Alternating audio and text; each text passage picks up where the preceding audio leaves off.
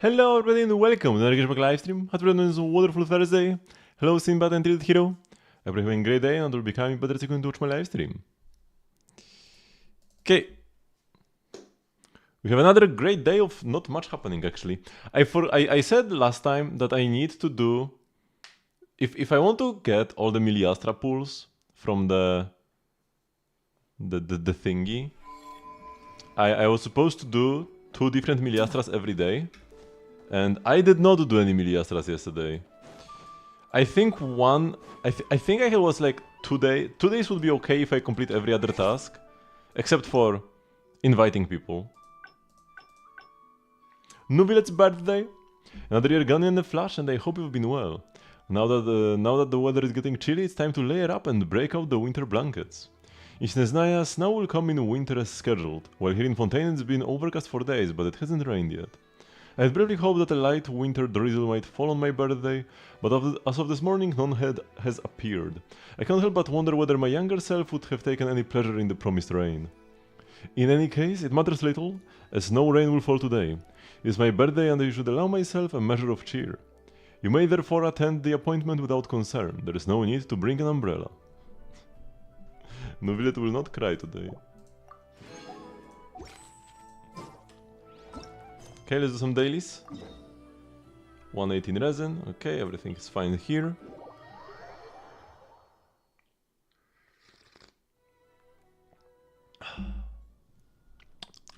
My tea is slightly different than usual. I received a package from work with like Christmas presents and just stuff like some gingerbread, some chocolate, and a winter tea. It was like a mix of different like petals and spices and whatever. And yeah, I mixed it in with my regular black tea today. And I first had one after lunch, but it was like way too strong. I added way too much. It was incredibly sour. But now I use like the same batch again, so it's like milder now because it's already been through the hot water once. Hello monsters! Ouch.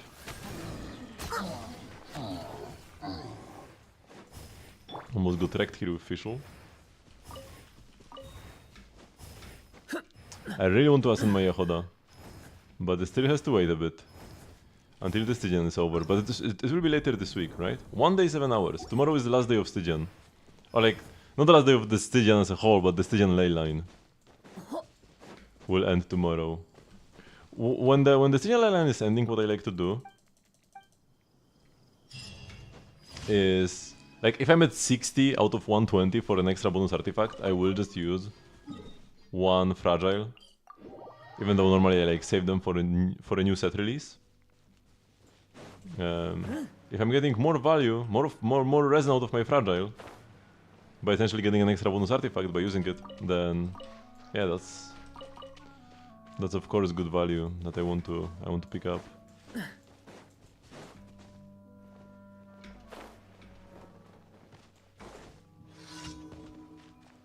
Party pyrotechnicians.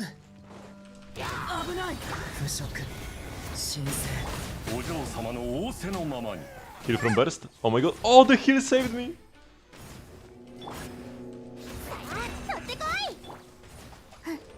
Oh, so much healing from Yehoda. But yeah, C4 I think heals Fischl when she bursts, and I got hit down to 100 HP. Hello, Saya. You were recently complaining that you don't have C6 Chevrus or C6 Yansan and that's why you cannot clear. And now Hoyo has blessed you with the Chevrus Yansan banner. They have listened to your plea.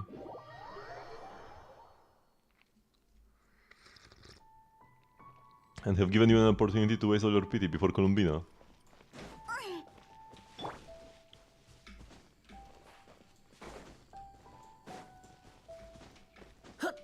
Okay, let's climb here. I wanted to like pre-swipe for Columbina Now that there is like a 5% discount on the Genshin top-up website. But I'm not sure if I will be able to.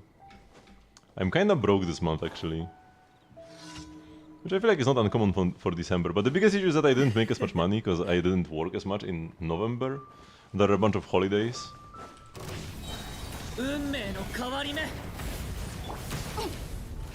And then on top of that, I was away on the convention. And the month is shorter in general. 30 days. So I didn't make as much money in November as I usually do, and then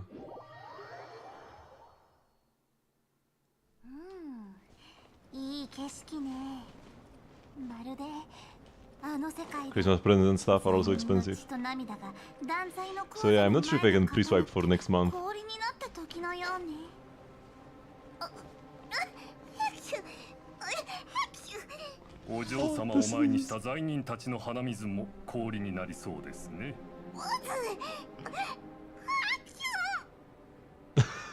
I don't think I've listened to this voice line before, or at least I forgot how good it is.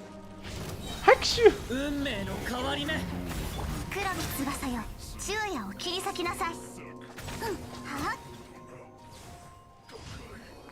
You thought you steal yourself and the 4-star lineups were revealed.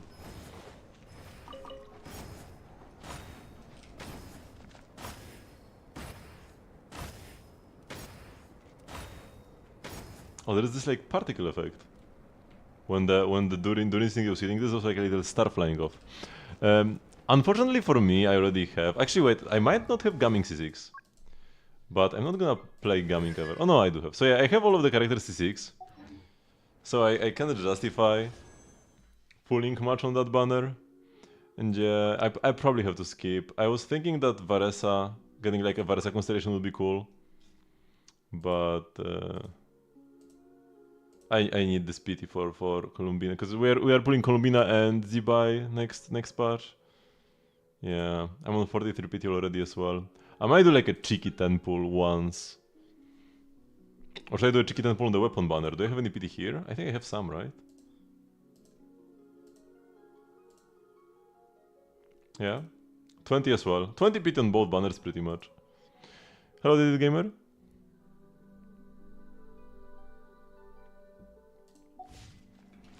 Oh, come on, a single temple couldn't hurt.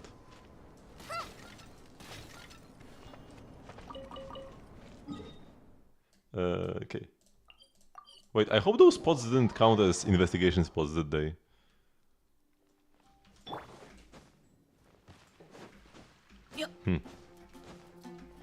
I will see if the Deshet's tomb will be up when I'm done with most of my route. You are pulling 3 characters and 2 weapons next patch? Oh my god.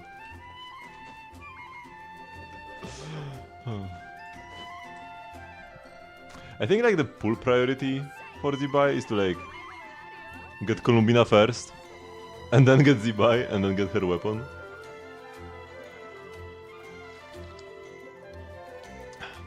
Or maybe it's Columbina cons over Zibai's weapon.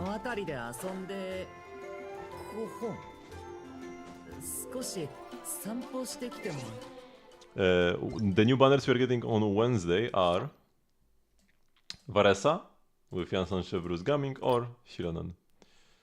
And then on the weapon banner we've got Ali Hunter, 2 Favs, Wheat Sith, and Fruitful Hook. Fruitful Hook is one of the best 4-star claymores. I might do a 10 pull here. Because I have neither of these weapons, but both would be useful.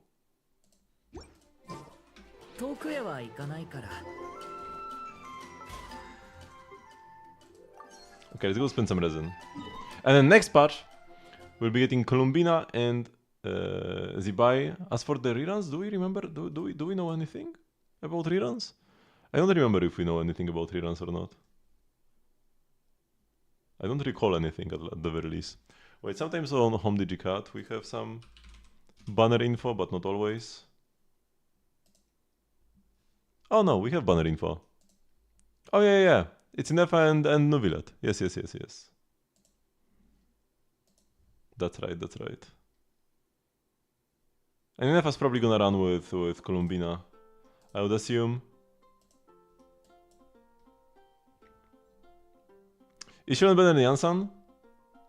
Usually no, but they have different strengths. Shilonen is better at supporting non-attack scalers. That's like always the case. If enemies have high resistance, like this guy on Fearless, he's got 100% resistance to everything, except Anemo. So if you're trying to use a Pyro carry or something else that's not Anemo in general, or if you're using an Anemo carry but you don't have grouping, if you're playing like Xiao but no, if you're playing Xiao or Wanderer but you don't have Venti to group the tornadoes, you will also not get the Anemo rest shred. So yeah, versus an enemy like this, Shilonen will be stronger. And then also depending on the character. For Varesa and Mavujka, usually Yansan is better. For Kinichi, Yansan is always better, because Shilonen cannot shred Dendro. But yeah, if you have non-attack scalers, you will always want to play Shilonen with them. Shilonen's healing is also more impactful, so she's better with Furina. Yansan doesn't really heal enough to stack enough fanfare.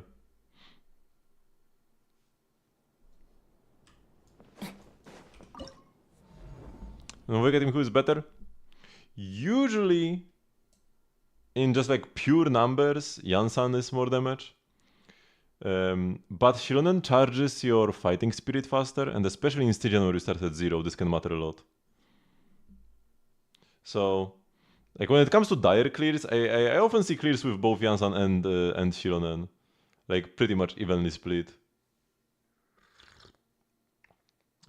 Rarely ever one can clear but the other cannot, unless something is like anti-shield for one of them. Shilonen also doesn't need energy to function. On Yansan, I need to build a lot of ER and funnel particles into her. Right, I need to carry these particles so they can burst here. Because without the burst, I have no buffs. Oh my god, I got staggered.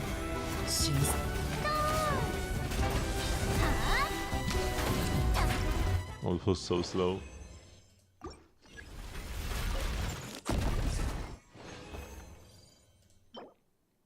Garbage, garbage, garbage.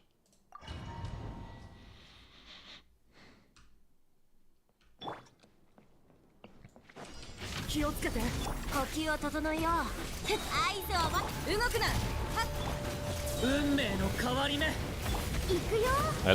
love how quickly you can swap well, that's another 11-second clear. I love how quickly you can swap off of Durin after you burst. There is like no end lag to the burst animation. Which set does enough I want? Usually the new DPS one. That's coming next patch. Ooh, HP Suns with double crit and flat HP? No ER though? But this could be even an off piece, if we roll well into crit. Yeah. That's the bonus piece. EM Suns, no real stats. Defense Suns? No. Not good enough.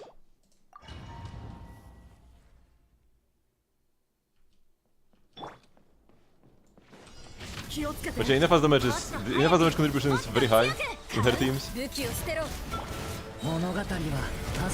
So playing a DPS set is usually gonna be better than a buffing set. No. How would Cinder City work on Inefa? What? I mean, if she had Night Soul, I guess you could assume, but no, she doesn't. Also, even if she did have Night Soul, she's an off-fielder, so it wouldn't work anyways. There are multiple ways in which it doesn't work. There is a new set coming next patch. That's why I called the DPS one. Well, this could be decent for like Nefer.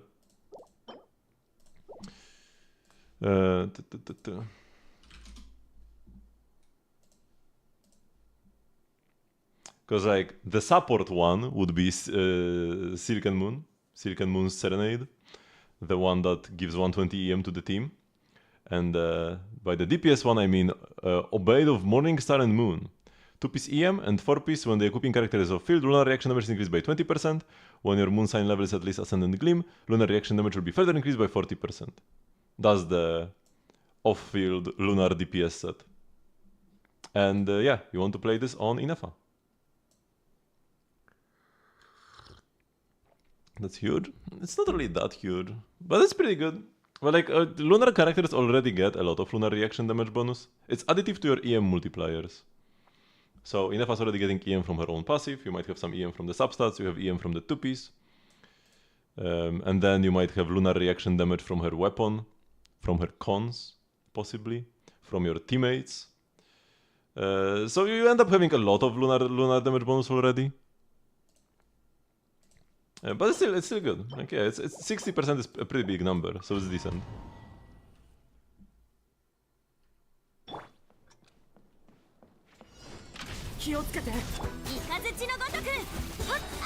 But it's not as insane as it would seem when you see like 60 damage bonus.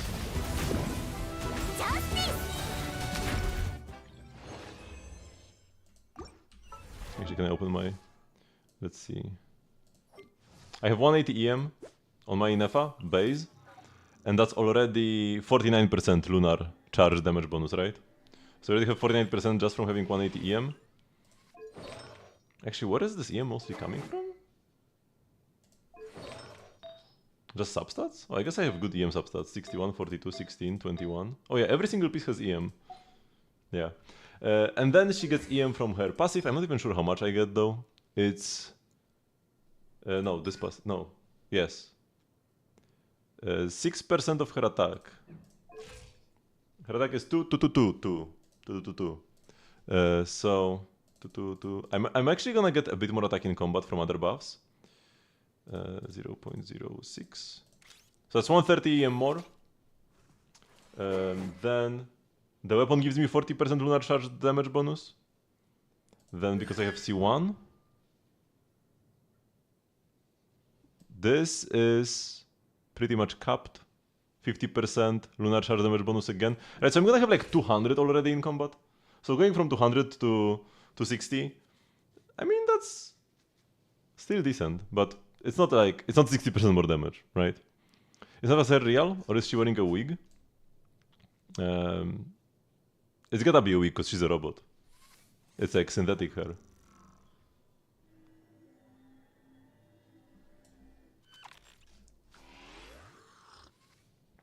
It might not be really like a wig, but rather like hair implants or something like that, I would assume. And the same is the case for Raiden, actually. Raiden also has a puppet body. And same for Scaramouche. They're all puppets, or robots. So unless somehow robots can grow hair in Teyvat, they all must have like implants or wigs. ER defense EM Sans. That's actually pretty good. No crit for Favonius. But those are the stats we mostly want on Iluga.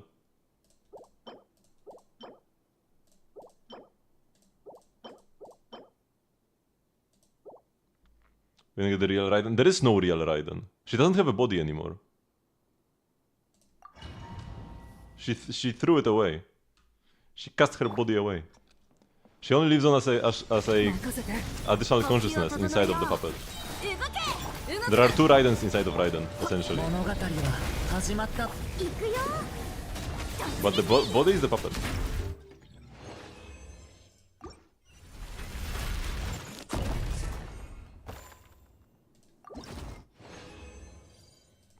You have to skip Dahlia, yeah.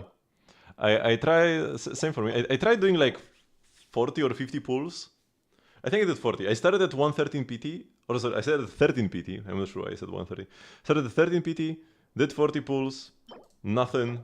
We gotta stop there. Because next patch we are gonna get another Sparkle most likely. And that's a must pull. That's a must pull for sure. Crit rate ER, HP Sans, eh.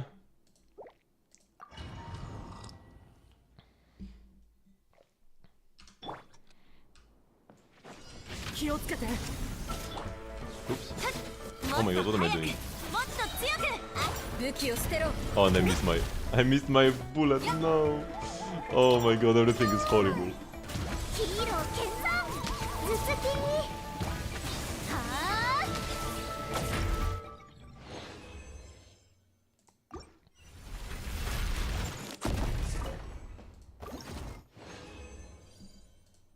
This will be a longer part, so we have a bit more time. Ooh, crit rate ER, EM Goblet? That's pretty decent. We do have a bit more time to save, but not that much more. And I might even get baited by an OPE1 for Sparkle.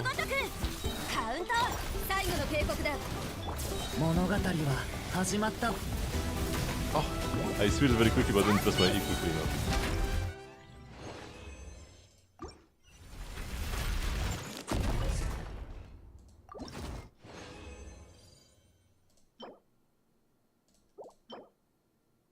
EM defense, but then like 2 flat subs. Nah, I don't want that. Okay.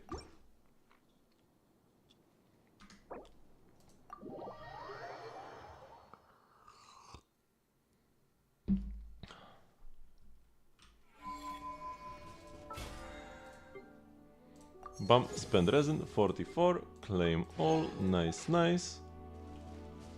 Let's check out some of the pieces I just got. And like, let's check out in general what kind of pieces do I have. Do I have something to play on Iluga? Do I have something to play on Columbina? Because I'm probably gonna put Columbina on Silken Moons. I mostly will play her with Flints, even if I will try other teams sometimes. And in a Flints team you play her on Silken Moons, and then Inefa is on the new Moon, Morning Star and Moon set. Morning Star is probably how we'll be calling it. How we will be calling it. So Inefa on Morning Star, Sucrose of course has VV, and then Columbina needs to play Silken Moons because the set is too good. Oh yeah, that's another 120 EM by the way, that the entire team gets, and 10% lunar reaction damage. Oh, and 10% more from this. Yes, we're getting 20% lunar reaction damage by playing these two sets, and 120 more EM. So I might have like 300% lunar reaction damage bonus while in combat with Inefa. And going from 300 to 360. That's like what? 20%-ish more damage? Between 10 and 20% more?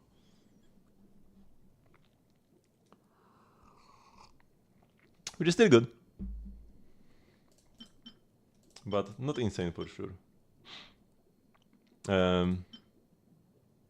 Also, we'll try to get pieces with more attack, less EM, because of all of that, right?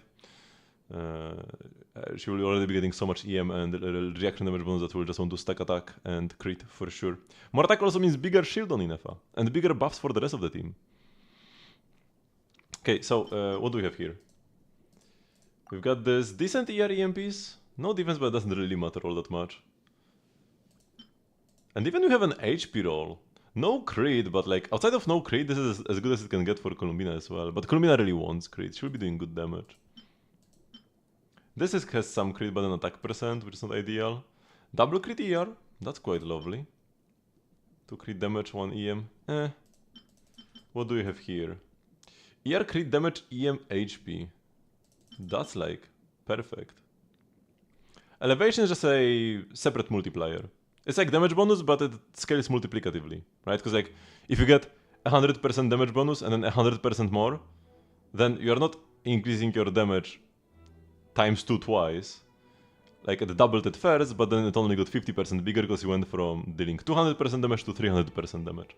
But elevation is separate. If you were to get 100% damage bonus to double your damage, and 100% elevation, you would double your damage again. Because it's multiplicative, it would be times 2 times 2. Now, elevations are never that big. Elevations are like... The Columbina elevations add up to like 21 or something from all the cons. Flint's has like 30% on C6 or something. But yeah, separate multiplier to damage. It's pretty simple, actually. Oh, this is perfect, if we can... No matter how we roll, really. Ideally want max EM for... thingy. Columbina and Llama? Yeah, if you have all of them, you will play all of them together.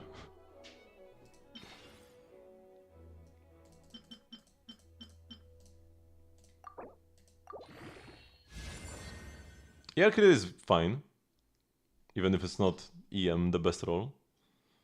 If we roll like ER crit rate EM only with no defense percent, this could be even good on some other characters.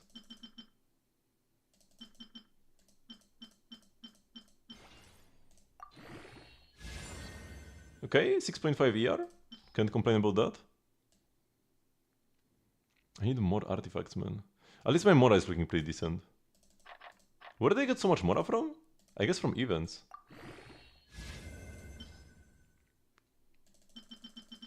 But yeah, the two main teams, the three main not cry teams that will have next patch will be Flins, Inefa, Columbina, Sucrose, Nefer, Lauma, Columbina, and like final slot is still kinda whatever, nothing really fits perfectly.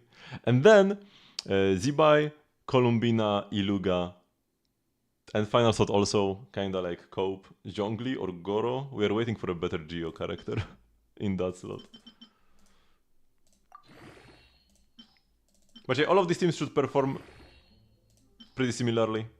All of them really love Columbina. Chiori is good as well, yeah? Chiori, who is the lowest ownership character in the game. Nobody owns Chiori. Oh, we rolled defense at the end.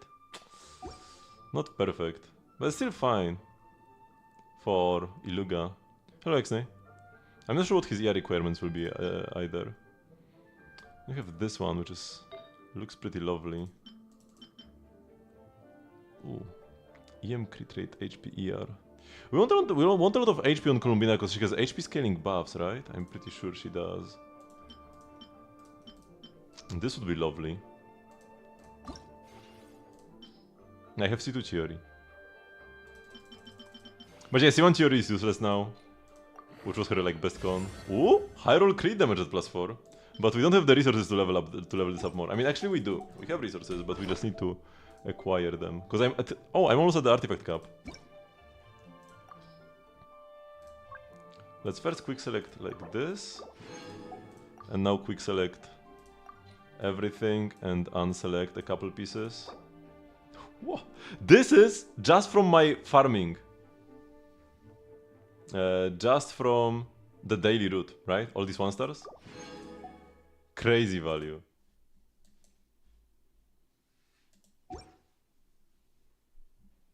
Now 5 stars are for the strong box.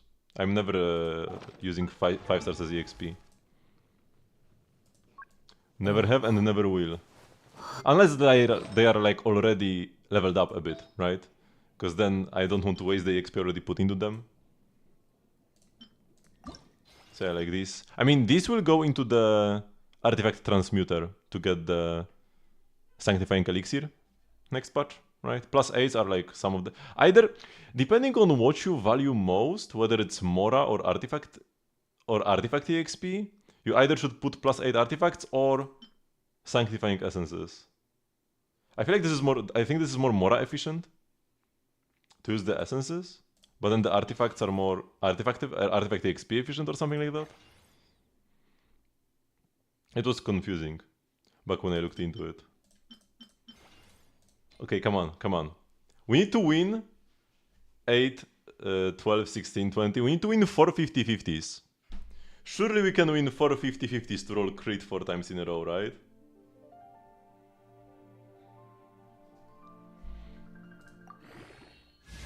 We already lost, man. We lost on the second one. Come on. It's still fine. It's still a fine piece. Okay, 2.7 crit rate is not ideal though.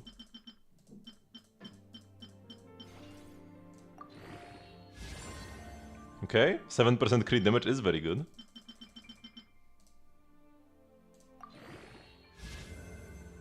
Now weekly bot combo will be on Saturday, because today is Thursday, right? And I'm gonna be playing the Genshin on the day after tomorrow. Tomorrow is the last day of the Stygian ley line. So after the day after tomorrow, we'll be able to start.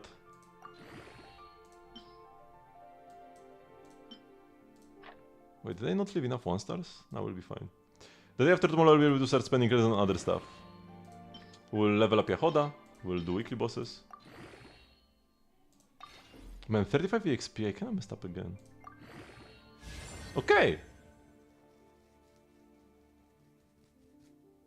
6.3 mid-low roll. That's a good piece. Those are good HP suns. No ER, but the crit value is there. Too bad we rolled a flat attack. but it happens. Oh, this piece is quite lovely as well, but those are attack suns. EM suns.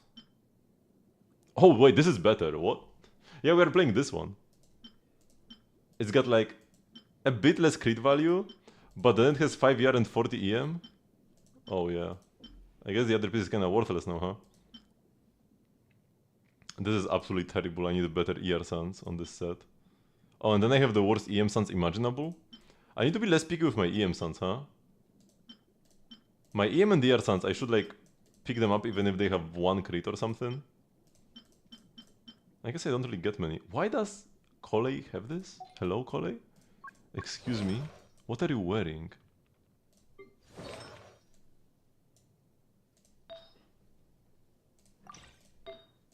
Oh, I slapped random garbage on her for like theater or something? Maybe. I did like auto-equip and the game doesn't take... Like the game doesn't care whether your artifacts are leveled or not. It just takes whatever you have and expects you to level them.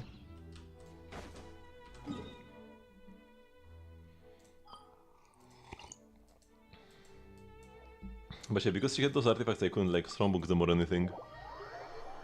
What am I strongboxing? I was strongboxing Tenacity a bunch for Inefa recently, but now Inefa doesn't want Tenacity anymore. Tenacity is still a useful set though, so I don't regret strongboxing for it.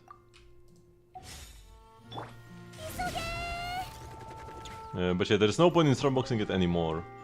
I will definitely want to strongbox, like once the sets we are getting next patch go into the strongbox, I want to strongbox for those. Because the Hexray characters and then Inefa, those are some of my absolute favorites. I've been even thinking about level 100, going to level 100 on my Klee or Durin, or Inefa, all 3 of these. I still haven't pulled the trigger though. It's such a limited resource. But I might do level 100 Durin.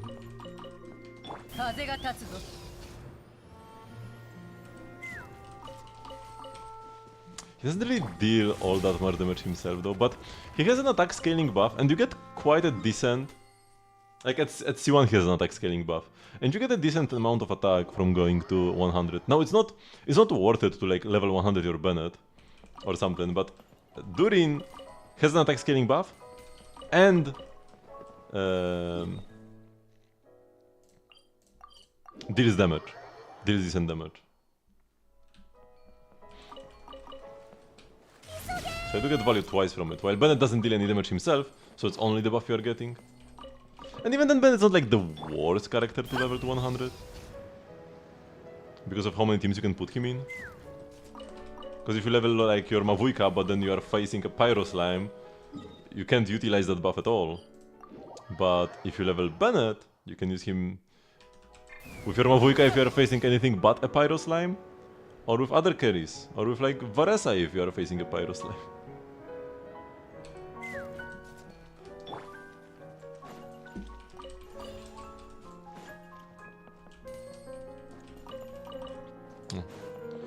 Almost missed this one again.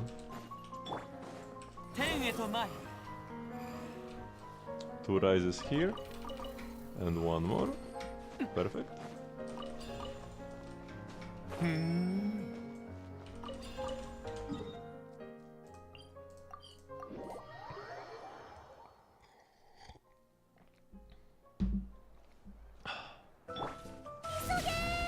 Oh, stop!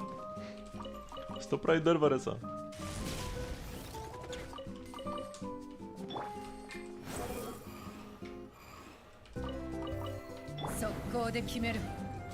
You have violated the law. Stop right there. It's been a while since I last played Skyrim. Skyrim is a game I put so much time into. Don't think there's any other game where I had as many playthroughs as Skyrim. Ah, maybe Terraria.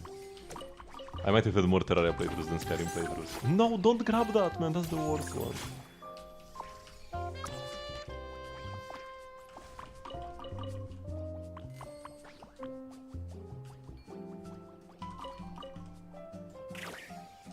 You can use Mavuika. Yeah, there are a lot of teams where they're like side grades to each other. Especially if you're a good Mavuika player. If you can do like the quick Mavuika combos.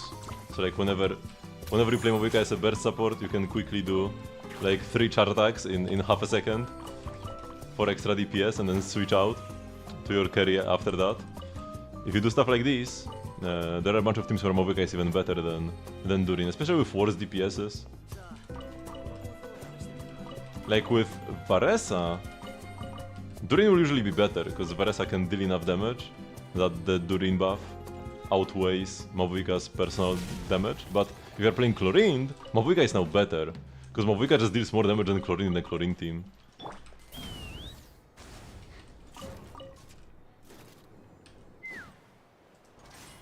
If you're not doing Mavuika combos, then she is gonna be worse than Durin pretty much everywhere though.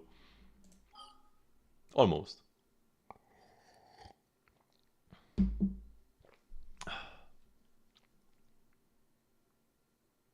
Except for like Molani teams maybe. Oh, Chiori, okay. Yeah, having a team where Chiori is actually a good option and not just like some cope that I'm playing because I like Chiori with Zibai teams will be pretty nice. But I would have to change the sets around. Wait, do you have 5-piece golden troop? Or did the images not load correctly? No, you have 5-piece golden troop, huh. But yeah, got level 90. Important for a defense scaler.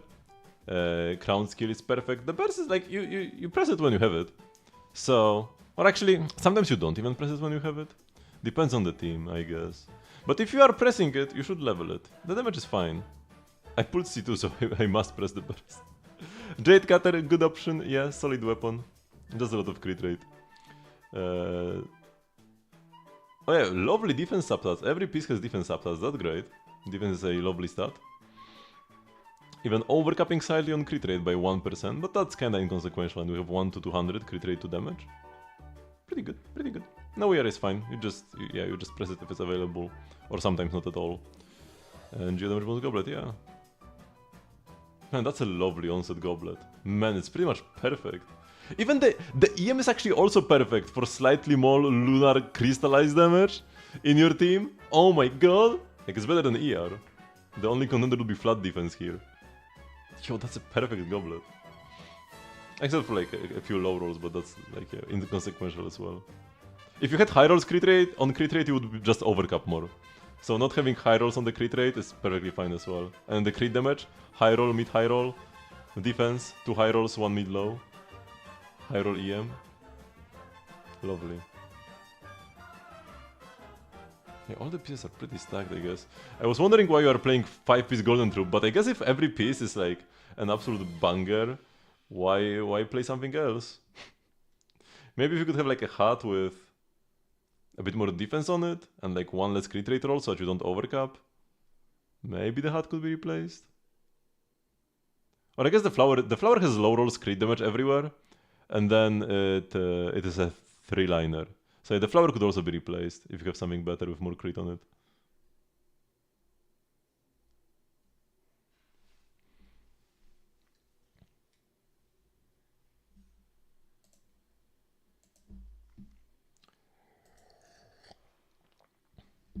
It is a character you want but don't have. Chlorine is a character that I have but never play. I even used my very first sanctifying elixir to craft a Chlorine piece actually. But I still don't really play her. I just don't really enjoy Chlorine much. Pretty clunky. If I was more smart about my money and pulling plans, Chlorine definitely would have been a skip for me.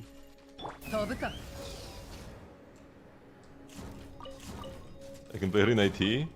I usually don't even play her there.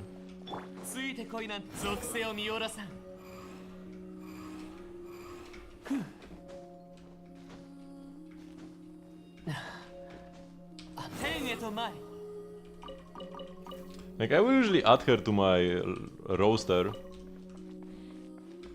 To my character pool. If it's Electro, sure. But then I'm She's more like a filler character than somebody I'm actually looking forward to playing. Okay, go to Natlan.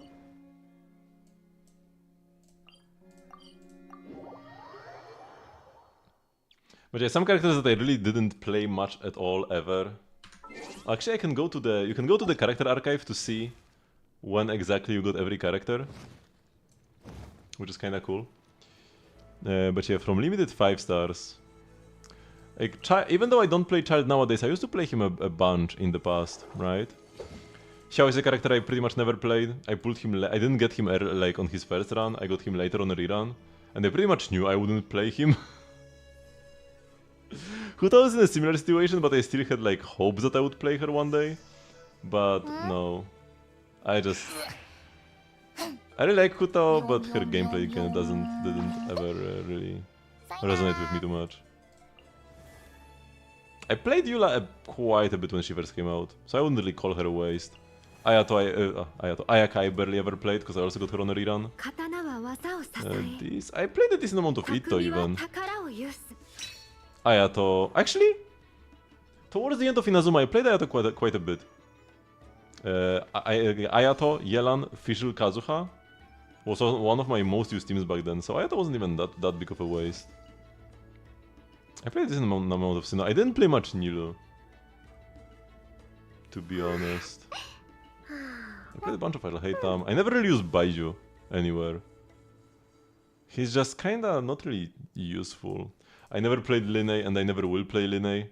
I barely played Iriodesli. I barely played Navia. I barely played Chlorind. Mola... Yeah, I also pretty much never used Molani. All the other characters here I use quite a lot though. And then I'm never gonna play Nefer. Those are like the characters that I could have skipped and nothing would have changed.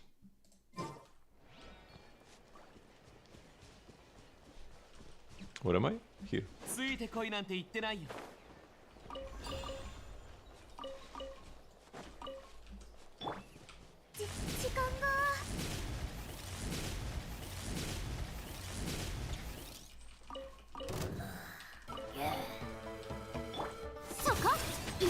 Maybe she could get the Primogens using Ayato back.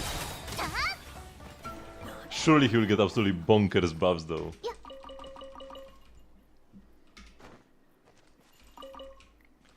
Would be cool if he became like a... Cause he gives normal attack damage bonus to characters within his burst. I'm pretty sure that's a thing that he does. Wait, does he not? Oh yeah, no, he does. Normal attack damage bonus 20% at level 10, right? Yeah.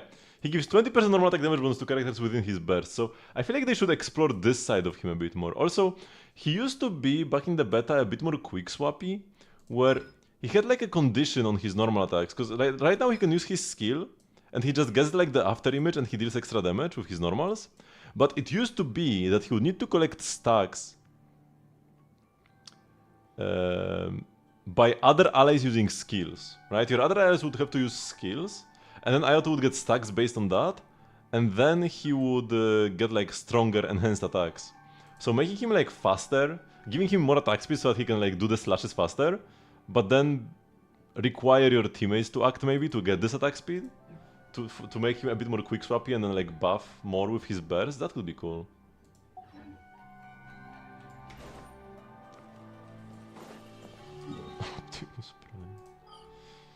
Okay, let's go to Inazuma. I do wish they would explore this angle of him more if he ever gets buffs. Although, looking at the buffs we got, most of them are more like main DPS-ish. Like Venti got 10 into a DPS even though he wasn't one before. All of Razor's buffs are selfish as well. Oops, don't grab the wrong spot. So, if a character is already a DPS, I would kinda expect them to mostly buff their DPS playstyle. Also, it's like safer for them to buff a character as a DPS, because then they can really only be as good as they are. Like, even if they release OP supports that synergize with them well in the future, other characters that are stronger will still be stronger with those strong supports, right? Like, Razor will never be a meta breaker, because he just does less than Varesa. But if they buff him too much as a support, he could end up being like the best support for a DPS in the future, and he would be like too strong at that role or something.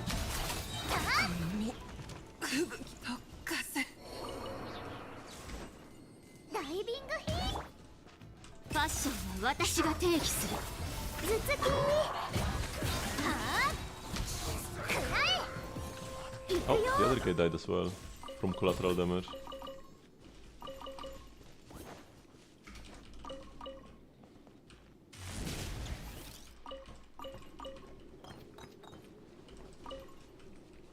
Also, one cool thing that Ayato has in his kit, but only on his constellations, is that I think his C4 gives 10% attack speed to allies within his burst. It might be 15, but I think it's 10.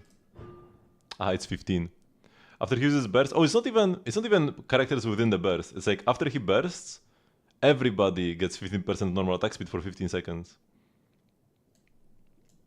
So he already, even his cons, I mean, this is just personal damage, HP, so personal damage.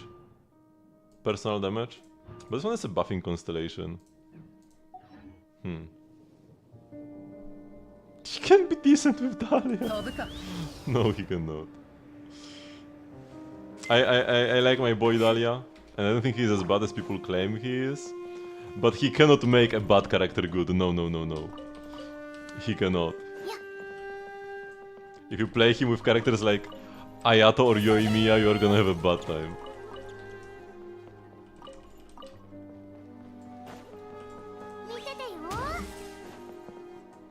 He only really works with Skirk.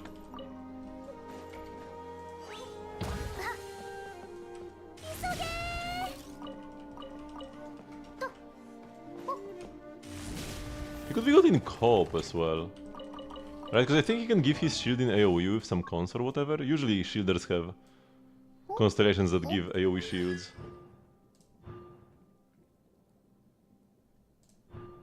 Or not? Wait, does he not give shields to the team? Or does he already give them on base?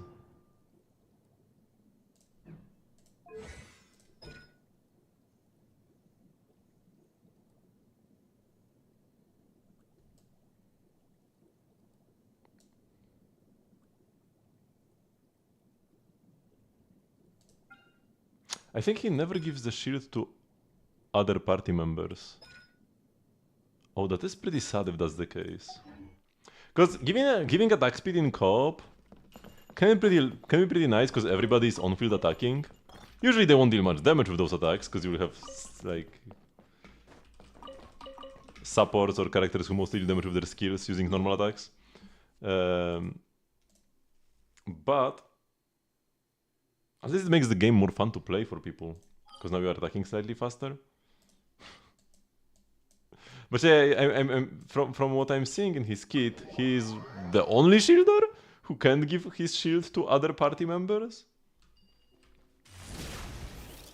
So he would only give attack speed to himself, which is pretty sad. I wish he at least got like a Hydro infusion on C6 or something, so that he can do something. I'm not saying he should be good or whatever. Which I do like him with Skirk, especially if you don't have 5-star weapons. He's pretty premium with Skirk then to play Flute of Hospital, the event weapon.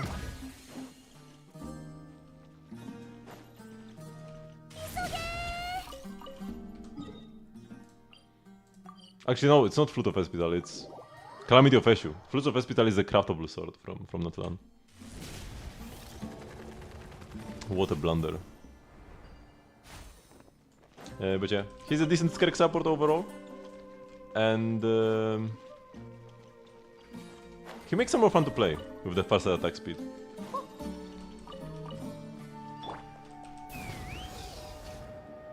Although, I wonder if you are doing like advanced Skirk combos, would he make them harder or easier? Probably harder. Because the timing would be tighter to cancel your normal attacks. But you would lose less time if your normal attacks didn't get cancelled properly. But I don't know enough about Skirk combos to really properly attest that.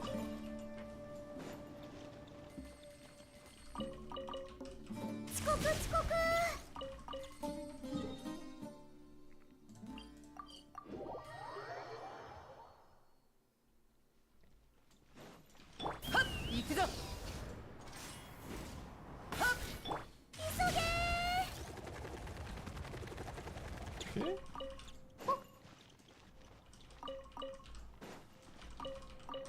I need to try to find out what actually is the King Linchpin rank in Miliastra.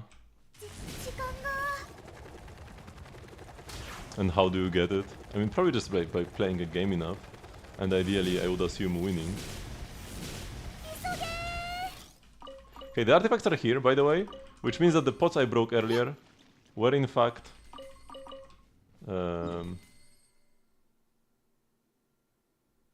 not investigation spots. Also, I don't want to TP. I want to just get out like this.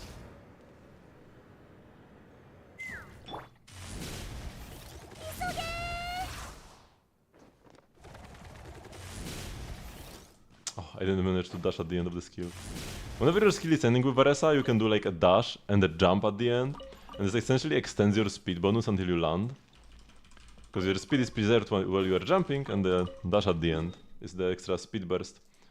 I don't want to TP anymore either. Because you can very quickly run, fly out with Chaska. And yeah, this saves time over teleporting.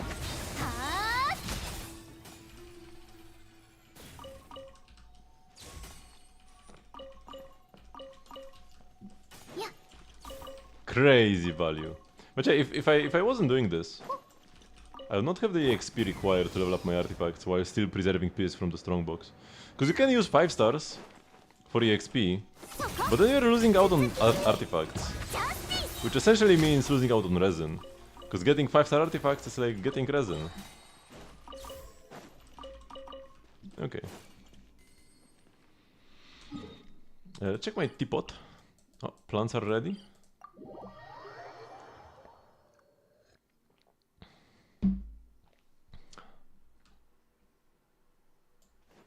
Do I have any water plants still? I have a few more lotus seeds. But in general, not much.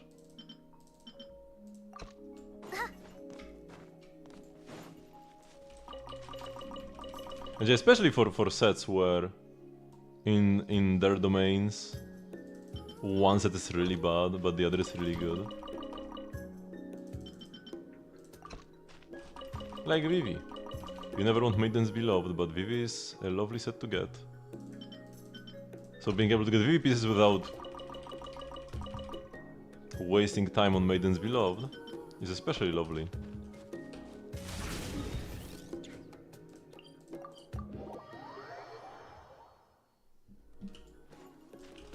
Hello, Tab. Level 6 friendship on Durin? Already? But I used quite a lot of resin in Stygian with him. Already crafted everything. Yeah, no furnishings meet this criteria. So we'll go back to crafting the Faruzan dolls. We've got 70 already. We need more.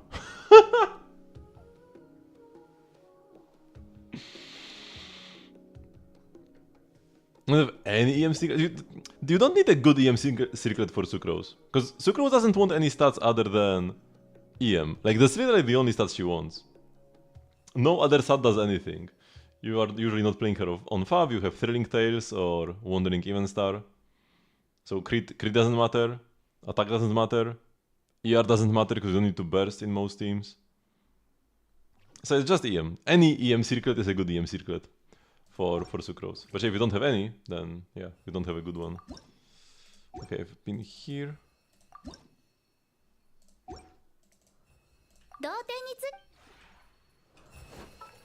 What do I have on my sucrose actually?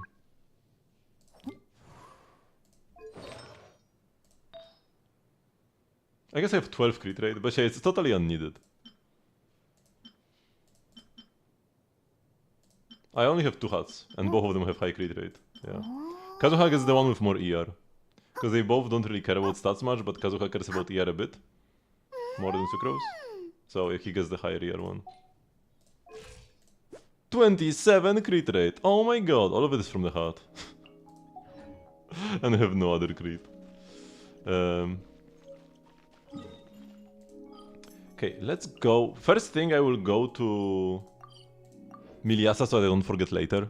Because I need the 100 points per day. Or I'm not gonna get the free pulls. I might just want to give up on Miliastra though. But I need 2 different Miliastras. So one of each AFK one.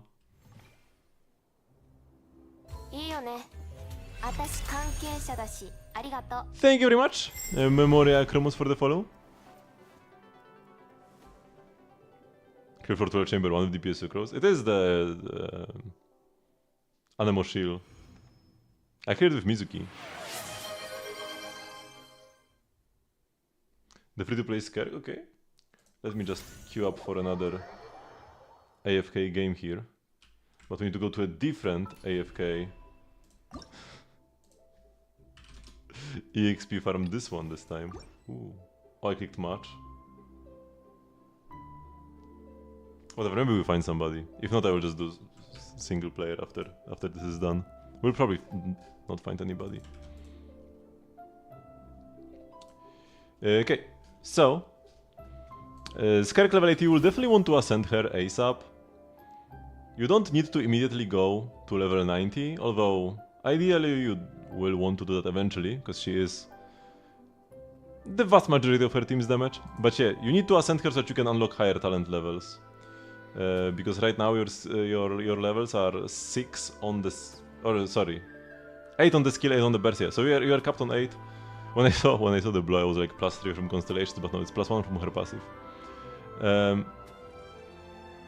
So yeah, you are locked on talent level 8, and that's a lot of damage loss. You really want to max out your skill especially, and if you are using the burst, you want to max out the burst as well. So ascension is incredibly important. And yeah, you do ascend most of your characters, so she definitely should not be singled out. Same for like your other.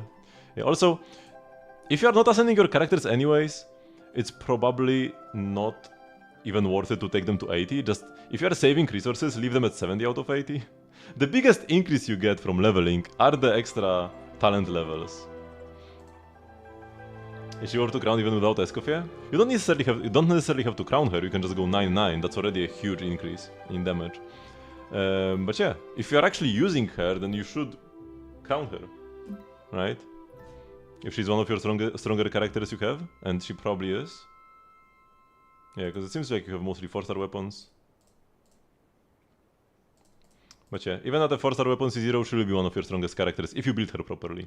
But right now, being stuck on level 80, level 8 skill, not ideal. Also, your weapons only are 1. The reason why Finale of the Deep is good is because you can get it R5 for free. It's a craftable weapon, but you only have R1, so you're losing out on a lot of attack. It's not that great right now. If you played back during the event, before the Skark patch, I think it was one patch before her, or was it on her release? If you have Calamity of Eshu, and you are playing a shielder with her, like Citlali or Dahlia, you could play that. Otherwise, this will be your best 4-star option. But yeah, you don't have billets, then farm weekly bosses like crazy. You gotta, because if you don't have any billets, that means you don't do enough weekly bosses every week. You should definitely clear at least 3 every week, because they are like half price. Instead of 60 you pay 30. But if you really need billets, and you do, maybe even clearing more than 3 bosses could be worth it for you. Bosses still give you artifacts, and mora, and crystals and stuff, so they are good value to clear, even if you don't need the boss match specifically. You have Calamity, but you're overcapping on crit already. Yeah, that would be a bit rough. But your pills have very high crit rate. It's not like you are actively avoiding crit rate and still overcapping. You have 14%, 10% here, yeah, so it shouldn't be that hard to lose a bit of crit rate on her to play Calamity. You always Wiki Boss, but you only get Spear billets, okay. Remember that you can convert billets between types, so if you have like the Mondstadt billets, but you want the Fontaine ones, does Fontaine use different billets than Mondstadt? I think it does, right? Or if you're getting the Natlan billets, you can convert them using Dream Solvents. Okay, if you know, that's good, because a lot of people don't. So you've got 61 crit rate, you get plus 14 from Marishusa as long as you play her with Furina, and GF Furina is here. By the way, in Skerk teams, ideally what you want to do is play Furina on Favonius with Tenacity. Furina's personal damage is not really all that relevant in teams where she needs to build high ER, and that's one of them, because she will often be the only Hydro. So just buffing your Skerk more. Once again, Skerk deals all of the team's damage, so you just want to focus on buffing her as much as possible. So Furina on Fav with Tenacity is stronger than building her for more damage. Then we have solid crit damage to 35. No ER is good because her best doesn't even cost energy. And cryo damage bonus goblet, yeah, with Finale of the Deep, especially if you can manage to R5 it, cryo damage is gonna be good here. Because if you have a weapon that gives you damage bonus but not attack, like Engulfing Lightning or something, not Engulfing Lightning, like Mist Splitter for example, then attack goblets can be better, because she doesn't really get any outside attack buffs, outside of small things like Tenacity and Noblesse. But yeah, with a sword that gives you a ton of attack, cryo damage is better. Oh, I guess if you're playing Furina, you cannot really play a Shielder all that well if you don't have a Escoffier. So even if you could play Calamity of Eshu, you wouldn't be able to make a team that works properly. Because yeah, one of the worst things about not having Escoffier, outside of just losing the great Escoffier buffs, you also don't have any really good healer options. Your best healer to play with Skerk when you don't have Escoffier is probably like Mika. And yeah, Mika is kinda rough. At that point you might want to just ditch Furina, but then you cannot play Marishusa. Because if you don't have Escoffier, then Furina isn't even necessarily like the best in slot. It's just like a side grade. I mean, you can use Skerk without Escoffier, without a doubt. Like, she's a great character even alone by herself. She will clear you Fearless just fine. But it's hard to build the teams. And Furina is not necessarily the best option. Oh, you do play the Mika. Okay, that's good. That's good. Because sometimes people will play like Furina but no healer, and then you don't get the fun of her stacking at all. Skerk, Mika, Furina, and then Yelan or Citlali. Yeah, no, that's a decent team. Yeah, okay, nobody's queuing up for this. I didn't want to queue up anyways. I want to click start and play like this. Play. Nah, his healing is actually the only strong thing about him. His healing is good, but he does nothing else. Gives you a bit of attack speed and that's it.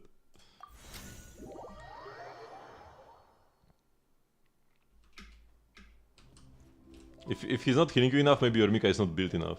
If he's like level 60, talent level 4, then yeah, he won't be healing much. But if you actually level up his burst, I think it's the burst that heals, right?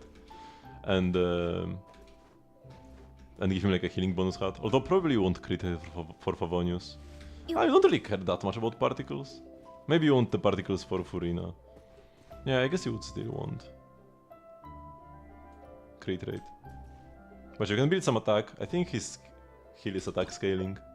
Attack goblet or something. Level up the burst. The numbers on his heal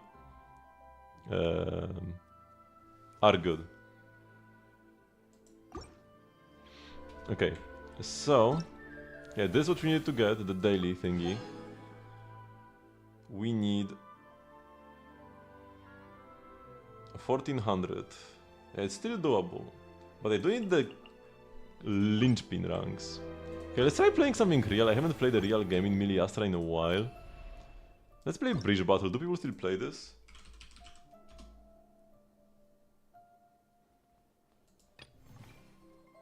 And yeah, those are the ranks. And what is this? No, this is... Oh, those are the ranks. And they have like Rising Star too. Okay. Wait, I want to find people. What? Exit. Oh my god, it's so clunky. Thank you, Raj Memoria, for watching even if only for a bit.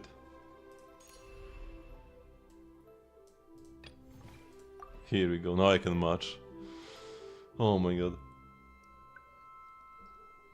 You have to fight Milatra so badly. Also, I didn't really need to do the 2 AFK games if I'm gonna play a real game anyways, but you know, just to get it out of the way. Because I need to get the points if I want the 10 pool.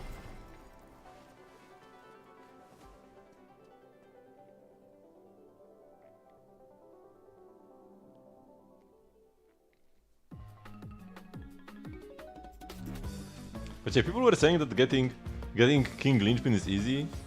I've played a lot of Bridge Battle, and yet I'm only on Rising Star 2. Oh shoot!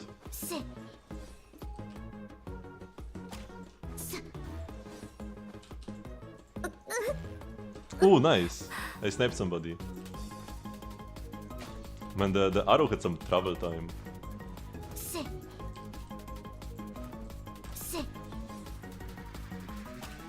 Whew, I almost got sniped myself. But they targeted for the ground. No!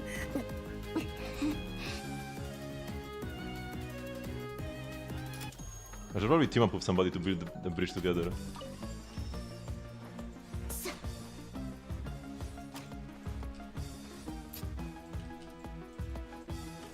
Instead of trying to build 3 bridges. Okay, now they're in the middle. So I guess I'm going to the middle as well. Do we have a third player in our team? I think our third player is like AFK or not even here. Or has it been 3v2 all this time? And I didn't even notice?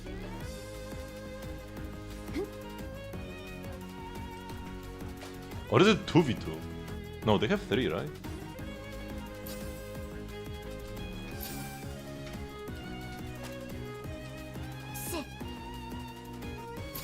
Oh my god, almost got sniped. I'll get a better bow. Oh no, I don't have enough gold yet, it's 60. No, how did I fall? Man, I fell like myself. I didn't even get sniped or something.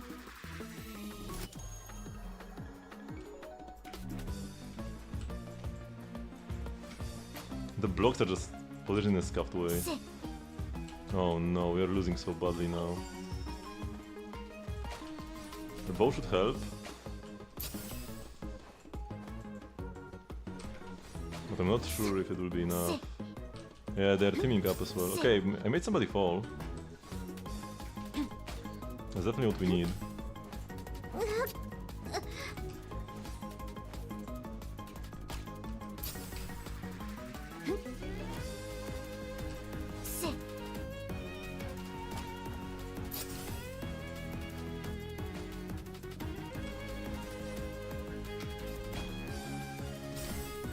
Man, this is tense. 3v2 and yet it's very even. But the longer the game goes, the more we should fall behind.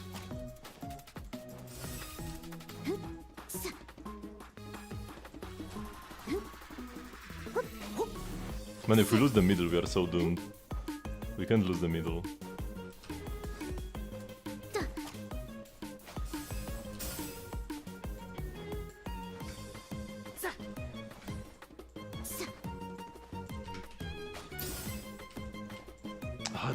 Okay, they fell, that's huge. And we're getting the middle. Okay. Now let's work towards left.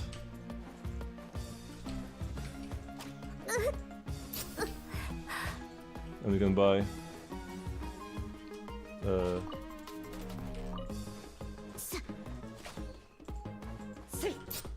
my... Way more movement speed.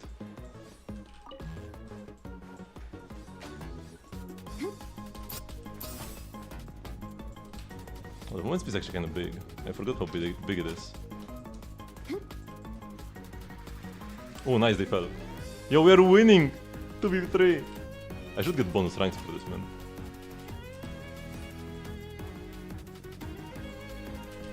Oh, now I got sniped, man.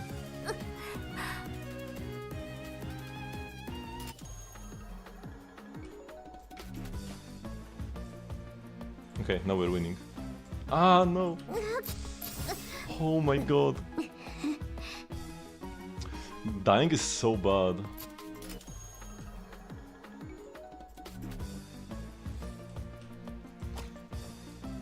I need to be really careful. Because I'm losing so much time if I die.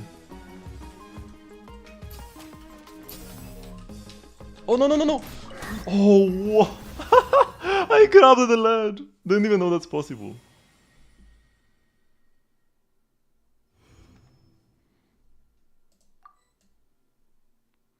This game was AFK, right?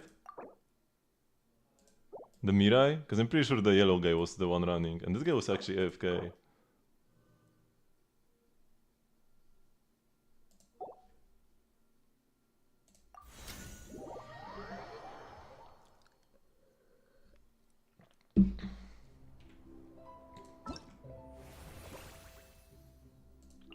Rising Star 0 or above. But I am on Rising Star 0. I guess it doesn't count if I just already was on Rising Star 0.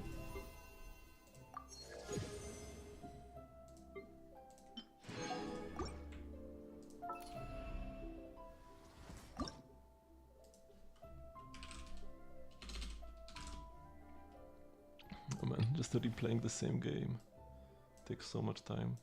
Oh no, I guess I'm not on Rising Star 0 because I got reset to Novice.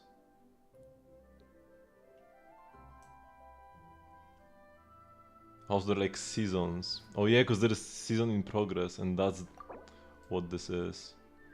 Okay, and here I can see the ranks. I need like 800 points. And you get 60 for winning and 15 for a defeat. And if somebody leaves, they get minus 60. And because it's been a while since I last played, I got reset all the way to Novice 0.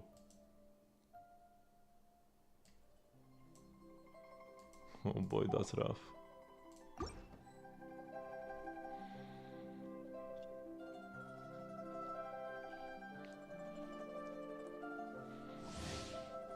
Can there be like a coin flip simulator?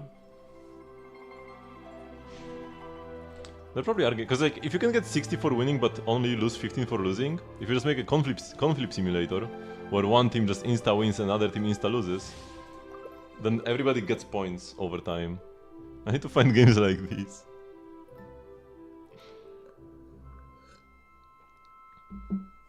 Because this is pretty fun, but like you need to play a lot. It's hard to even find a game.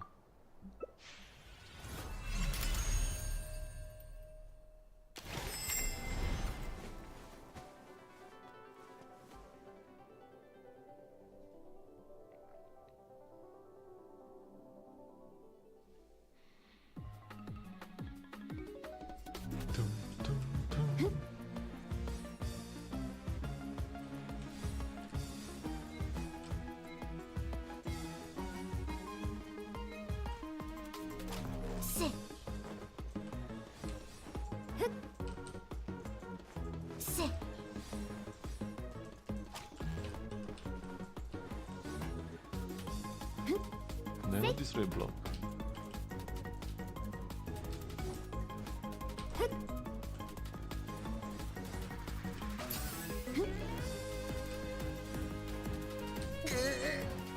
Oh, they caused that person to fall? Quite possibly.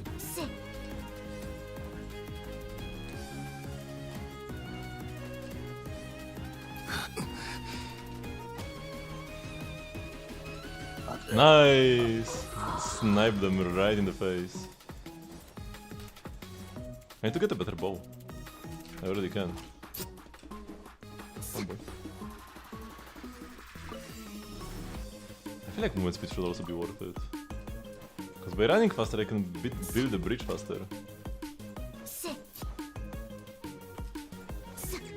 But usually I skip the movement speed until like way later.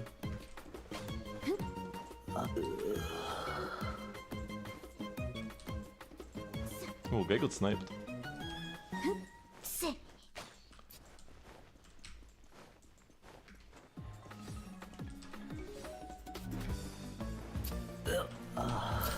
Oh man, that fall was so bad. It was my fault. I didn't even get like the floor sniped from below me.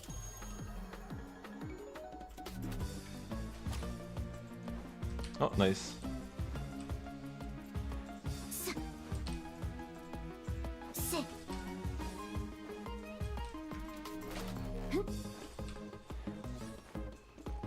Oh!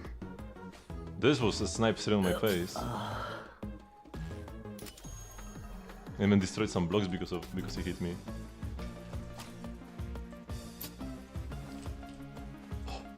Man, he was so close. But now he's so far.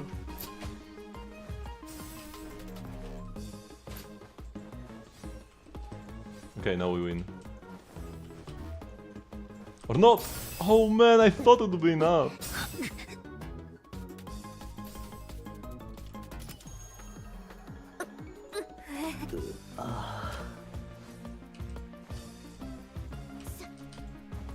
Okay, we won. But yeah, I need 800 points for the linchpin? Oh, but I'm already at 420. Did I play some games before, or...? So it's not that bad? We don't start at 0 points. Okay, getting 400 points seems like doable. And we got the Rising Star Zero already. But then 2... Are there any Wonderlands that are like...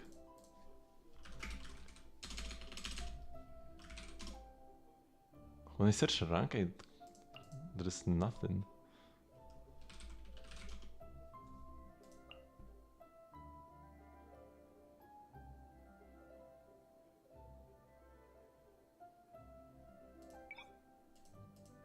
I guess we need to search competitive multiplayer.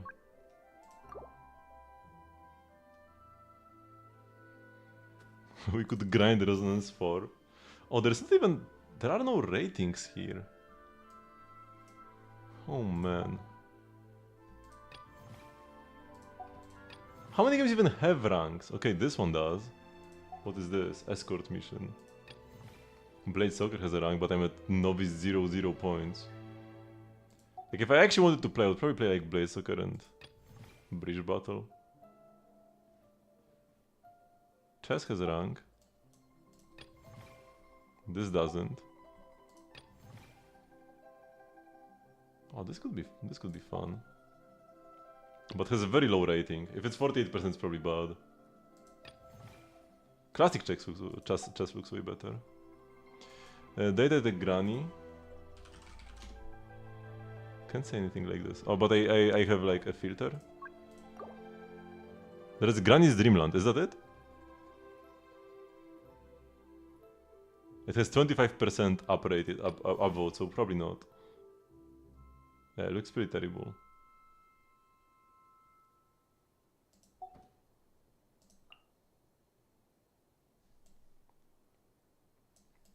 Man, getting the ratings, the rankings is rough.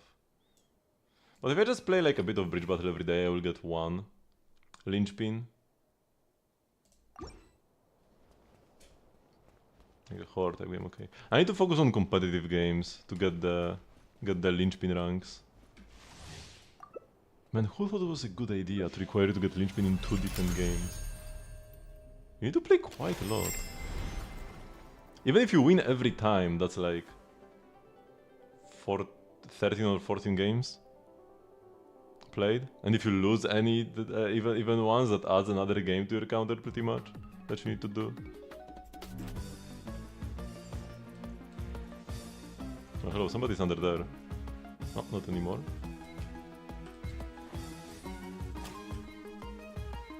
Oh, I attacked, but my shot fizzled because I attacked too early. Do I have teammates? Okay, it appears that I do.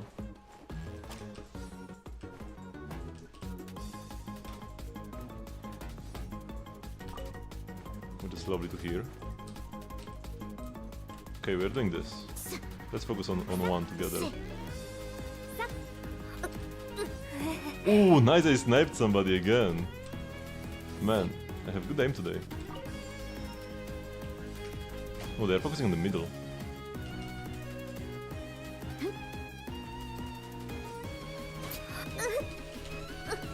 Almost fell.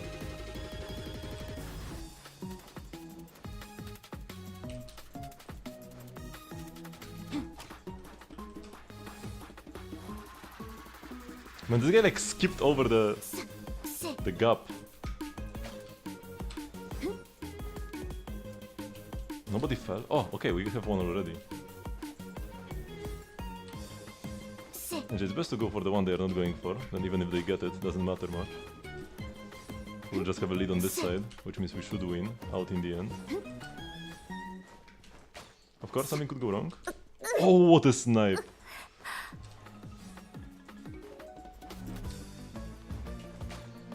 Oh, that was way too high. Oh, that was bad.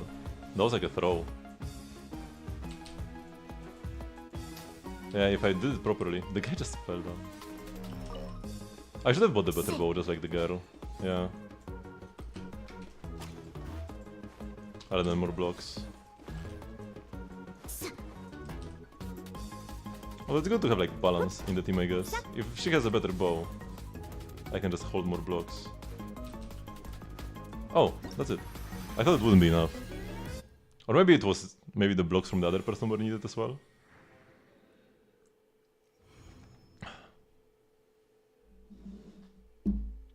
Hey, so far we are winning every time.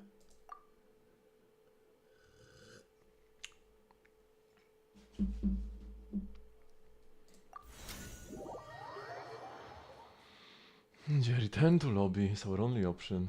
Oh my god. This is so bad.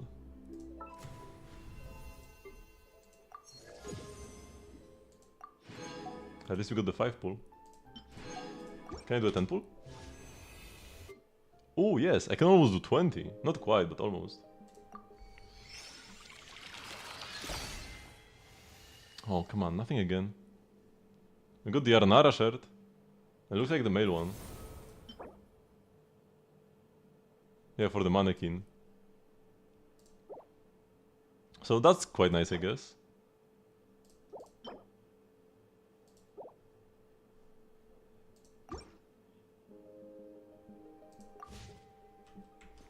And if I just get some more tasks from this... Yeah, this give me 1 pull each.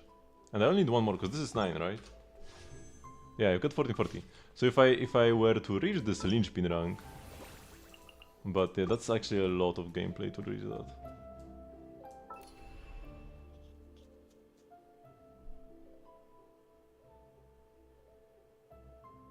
Oh my god, snakes and ladders. Okay, let's do one more game. Let's reach Rising Star 1. If I just get 1 rank per Genshin stream, this will be enough. Oh, what is this outfit? This looks so cool.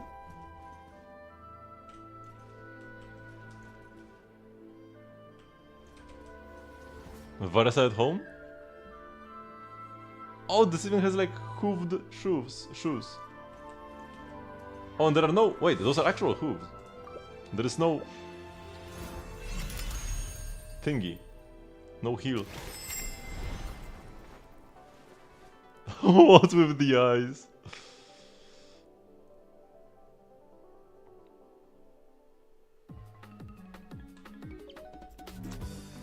He had this like outfit and the dead fish eyes. Approach 2. Wait, somebody died already? What just happened?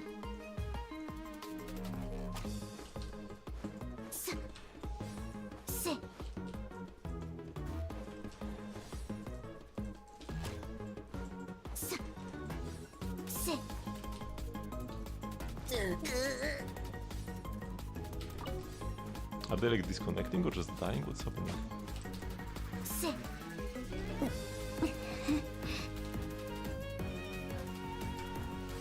I'm here to get gold a bit faster and get the bow. Early on I just want to build the bridges that are like less built, because then I can like complete the loop from block to bridge faster. So I'm making more money this way.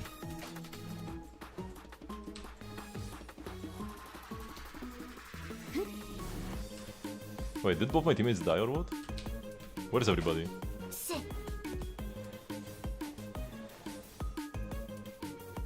Or the running between things like this is probably not efficient.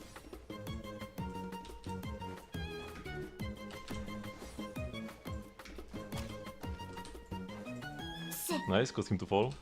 No extra gold. But still good. People are getting sniped all the time.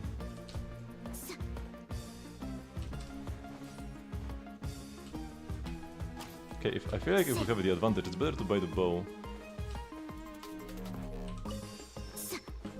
first.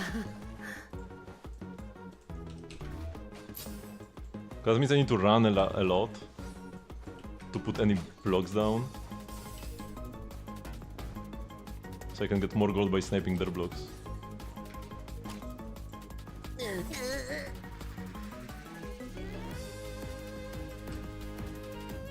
Oh, nice.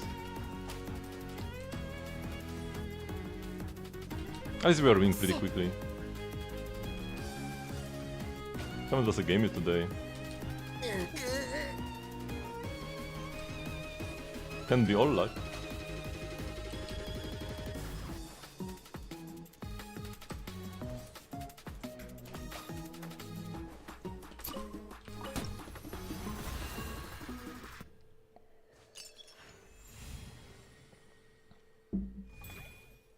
So yeah, one more win will be Rising Star 2.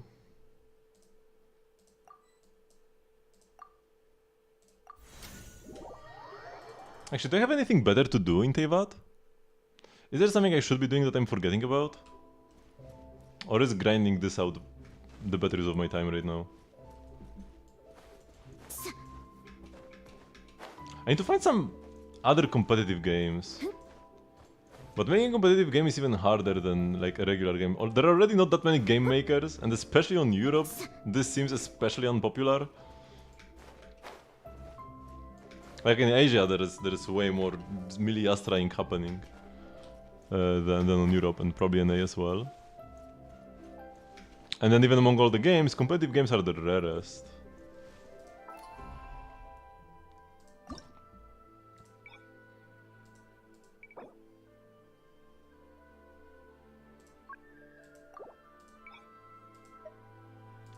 Popular in last 7 days competitive games. There's still Bleach Battle, this is the Mafia, but it doesn't have rankings. There should be like a ranked...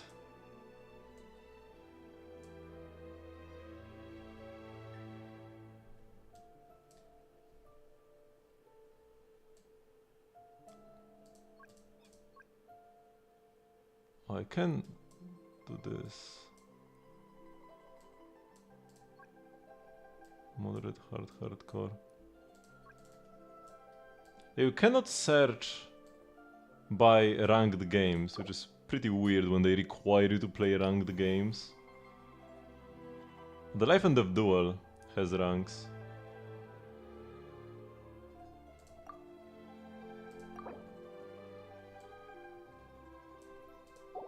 Seems like the ranking system is the same everywhere. We might play some competitive Life and Death Duel, I guess. But if my opponent was too slow... Checkers? Oh, no rankings.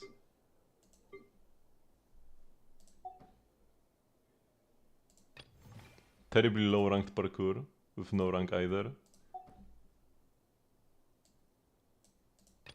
Hide and seek. Oh, Jungle Storm has rankings. What is this? Build a powerful and well-rounded army to crush your opponent's base. It's 2 players. This might be playable. Some people have like legend 25, 55, 100 points. Man, you have to play these games a lot. No rankings. Whenever a game looks cool, it doesn't have a ranked mode. Stone, paper, scissors? Oh, no rank. Do you need to like achieve a certain level of popularity or something?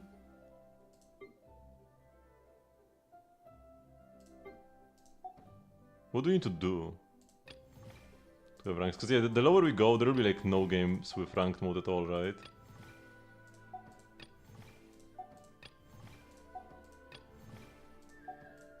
Yeah, nothing is ranked anymore. So there are probably like 10 games in total that have a ranked mode on EU. Wow. And they require you to reach linchpin in 2 of them. Crazy work. Let's do one more. Let's play until I lose.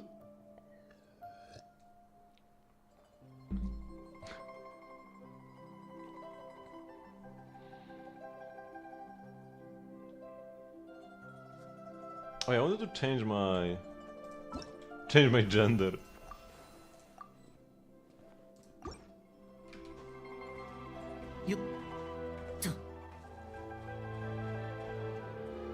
Once I get the VP outfit, I will use that.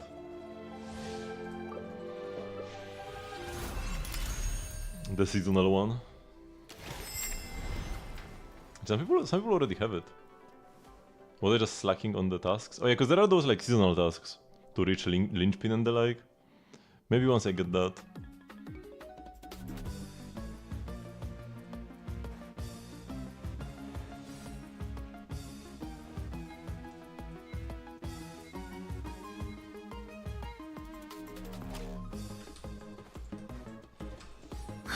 Oh, sniped!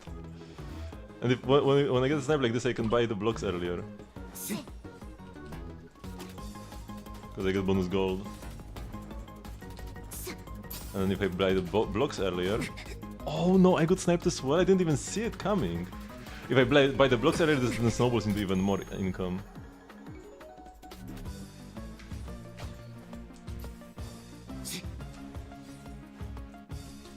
Actually, getting sniped myself was horrible.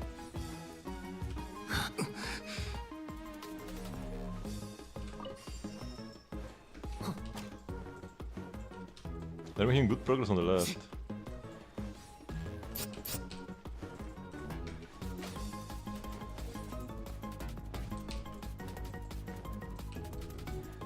Okay, I will keep going here. While the rest of my team focuses in the middle, that's fine.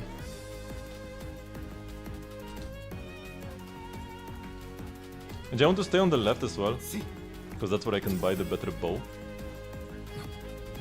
Which is gonna be my next buy. I want to spend as little time running between things as possible.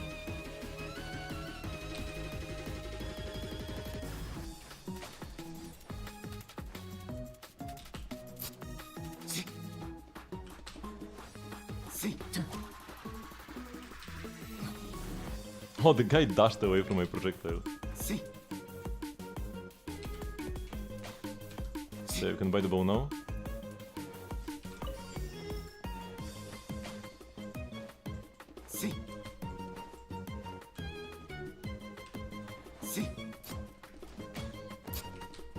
Almost got sniped. Down. Oh, that was too high.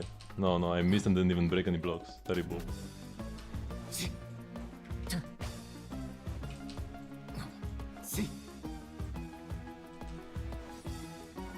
We are working on 3 different bridges, but I can't destroy them all. So I guess that's like one strategy. If they stop paying attention to one of them, bam, it's built. Oh, I could have placed 2 more blocks. I'll have the guy in the middle. No. Just like crash until the end. Okay, we got it. Oh, do we not? Okay, now we do. Nice.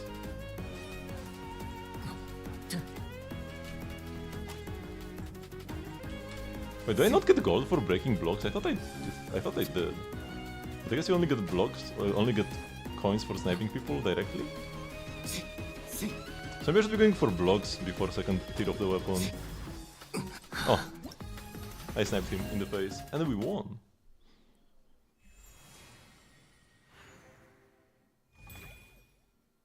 Okay.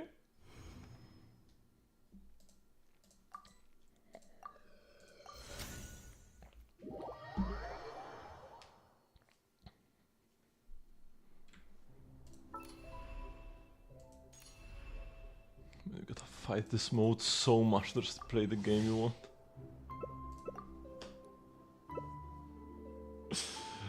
Good thing Witch Battle is at least fun. And fairly quick.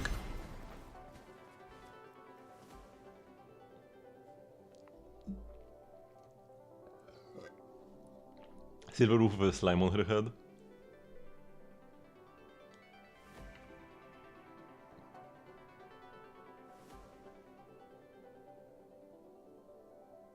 Hello, is anything happening?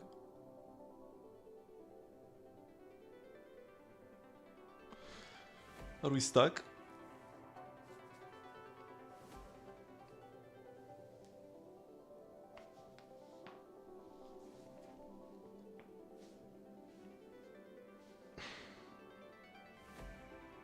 Welp.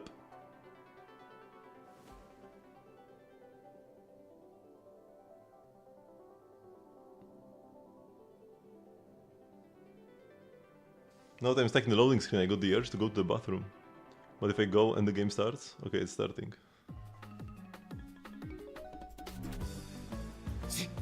Somebody had a rough time connecting.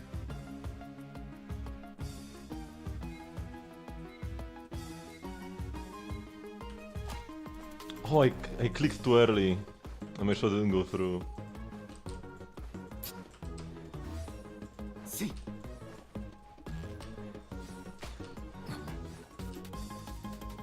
Oh, I almost sniped him.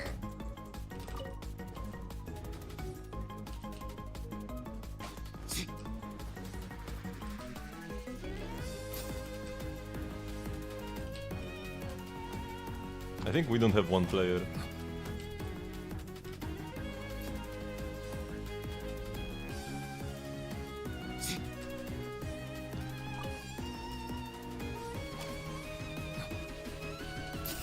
Oh no, that was a bad fall. And we both fell.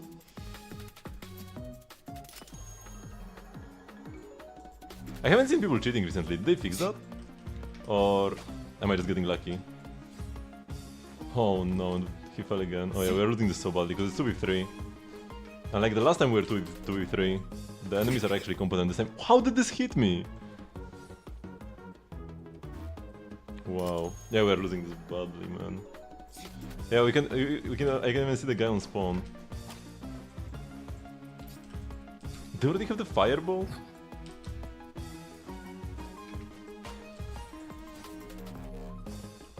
Almost caused him to fall. But almost didn't quite cut it. Boy, don't build this bridge, this one is gone! Actually, both the left and the right one are gone. We can at least try. Oh, he returned! But there's no like passive income, so he has like no gold, no nothing now. But hey, maybe this will be the beginning of our comeback. We're losing the left bridge, but maybe we can reclaim the left one.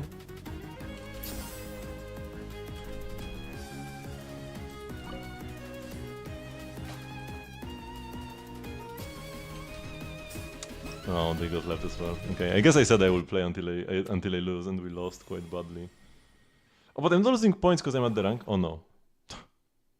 I thought I would not lose points because I'm on the rank floor, but that wasn't the case. I'm not sure who was the one AFK. Because he just had a regular outfit. Oh no, I can't even Sunny was the one AFK. Which I can't even give upvotes to my teammates. So after a second game where I was 2v3, I finally lost.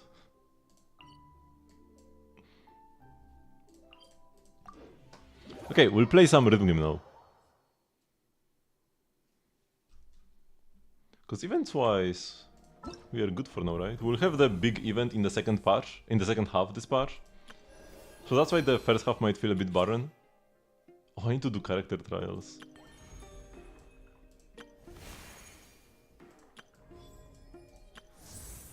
But that's because the events we got right now were like the small ones, the minor ones.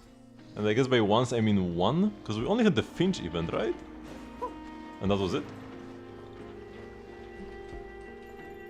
Kinda weird we didn't even get like a second small event.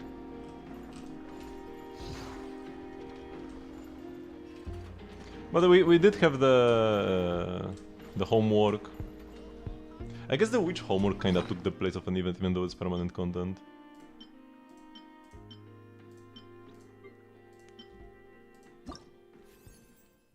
Okay, last time we did Sumeru, so now we are doing Fontaine. The last album of the OG ones.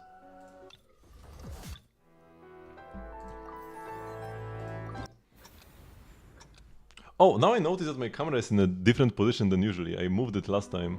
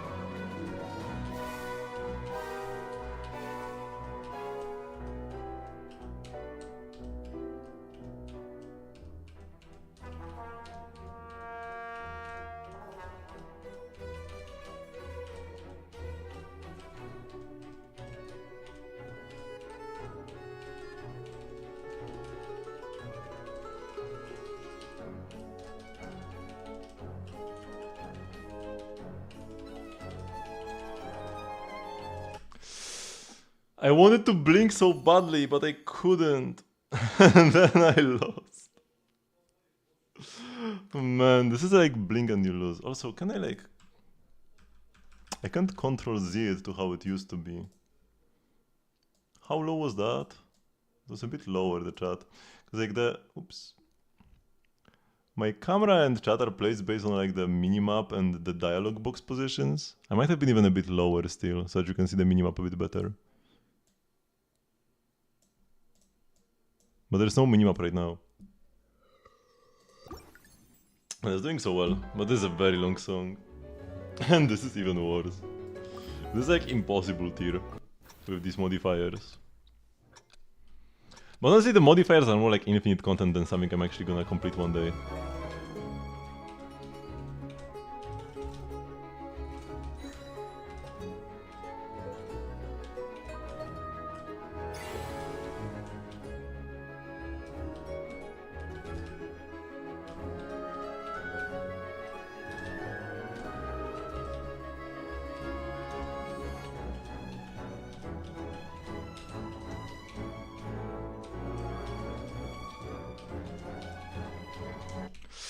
I clicked D instead of S. Man, the sliders are making it so hard to focus. I might return to that one later. It's a very cool song. I want to get to the hard part. Man, yeah. The sliders are worse than the cloud. It's the combination of the two mostly. I need to focus so hard to not hold the sliders for too long. And then it's hard to see the notes coming.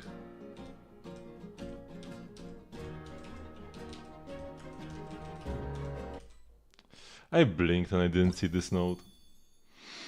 I need to see them at the very top to know where they are falling, right? But if I blink while they appear, I don't see them. Like, this is legit a mode where you cannot blink. Because if you see the note as it's going out of the cloud, it's too late already. You need to see it before it goes into the cloud.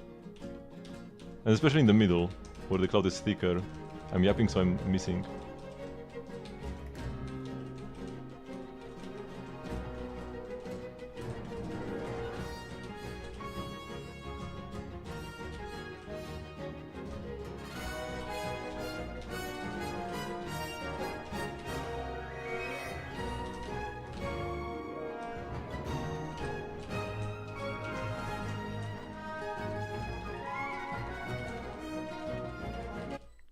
And blink. I was trying to blink more when because like now that I'm talking so much about blinking, I'm manually blinking. I try to blink more during easier parts, but then I blinked too much anyways. Okay, this one should be pretty easy, at least.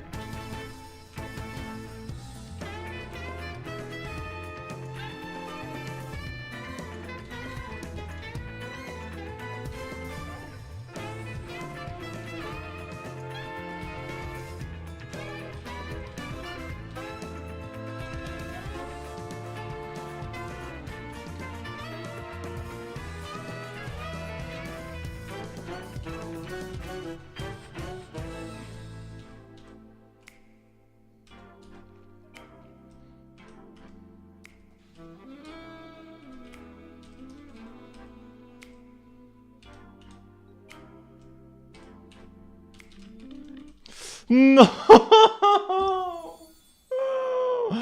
Oh my god, perfect until the very end where I missed and we lost. Ech. The song used to be my first nemesis back in the day. And this ending was a big part of why. I mean, the ending is not hard, but yeah. It was hard for me back then.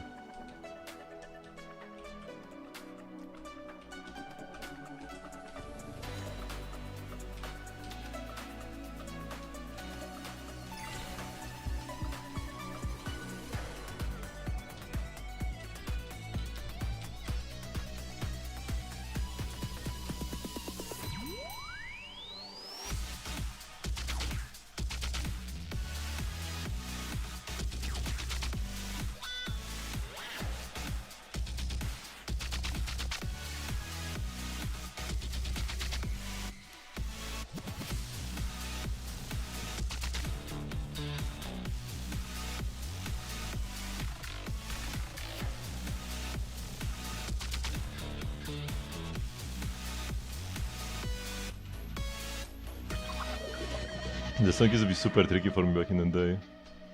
And now it just comes so naturally. I have to actually study it.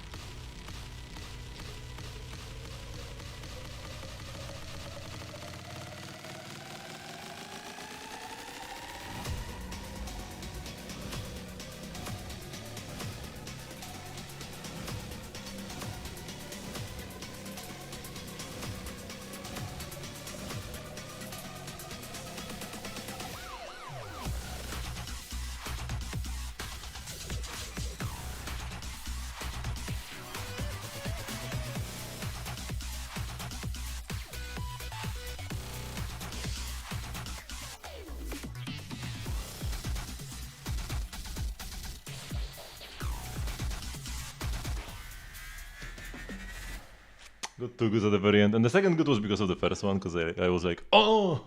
Because of the first good and the second one came. Unfortunate.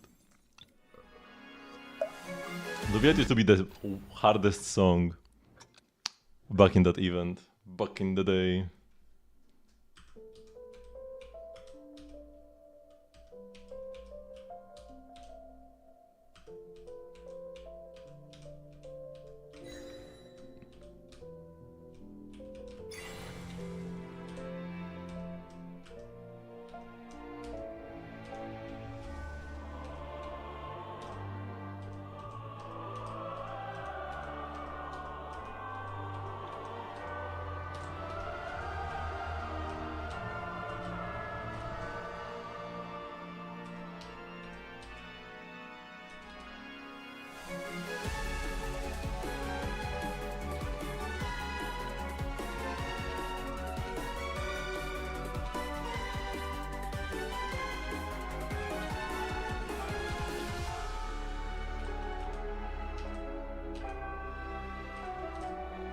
Oh, got a good man.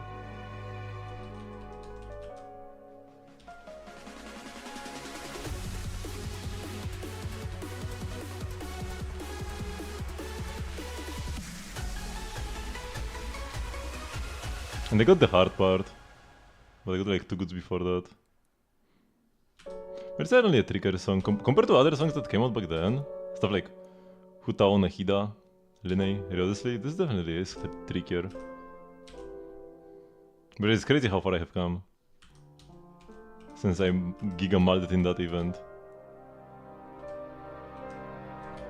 To perfect these songs. But I did complete I did perfect all of them back then.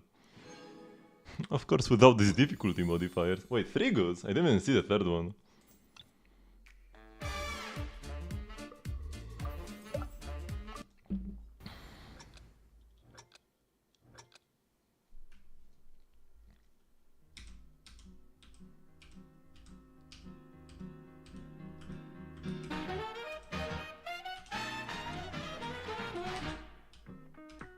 It's so easy to get a good at the very start here.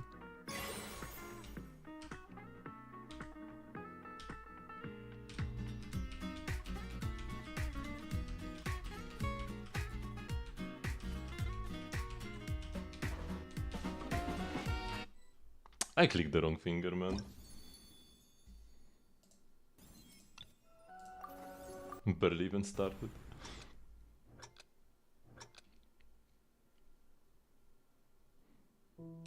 Oh my god, I didn't see this note coming. I blinked and I didn't see it at the top of the screen. Also, the blue notes are a bit harder to see here. I'm not gonna blame the skin. It's always skill issue, it's never the skin issue.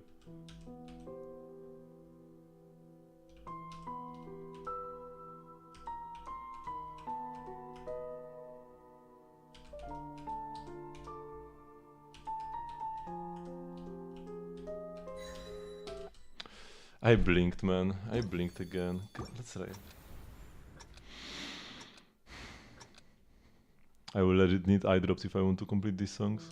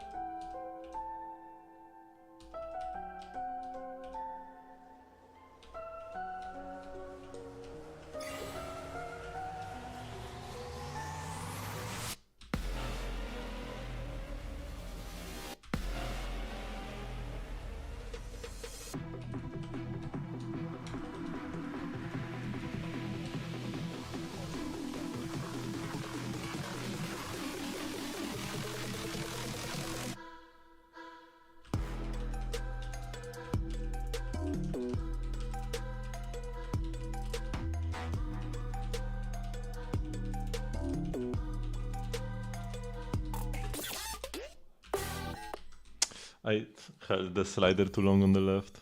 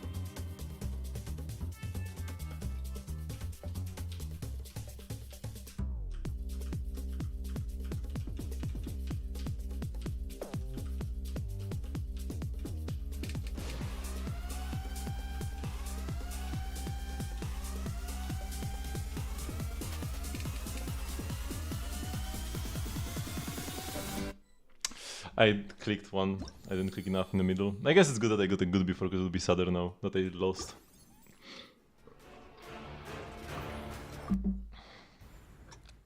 When the rhythm game is like a horror game, because like the note suddenly appears, you didn't even see it.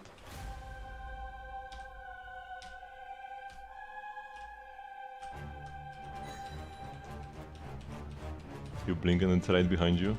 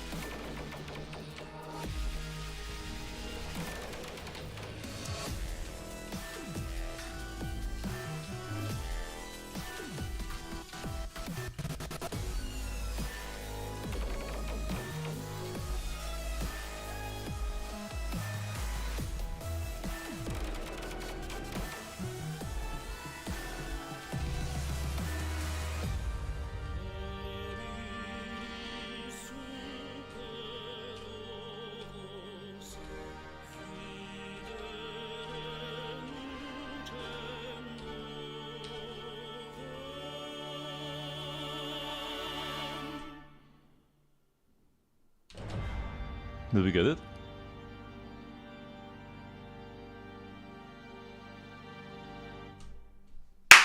Nice! Ah, save the day with this one. But this song I was always pretty good at. Like, even back when I was struggling on most songs, at the very beginning I couldn't perfect almost anything except for like Diona. This was one where I got like second try ever. Perfectly. Or something. Which yeah, long song, so it's very easy to make a mistake, and there are some hard sections. It just clicks with me, this map, I guess. One of the first maps I perfected. Like, one of the earlier maps I perfected normally, and also with the modifiers. Whew, this feels good. After so many losses. Losses are a constant in the flame chase journey.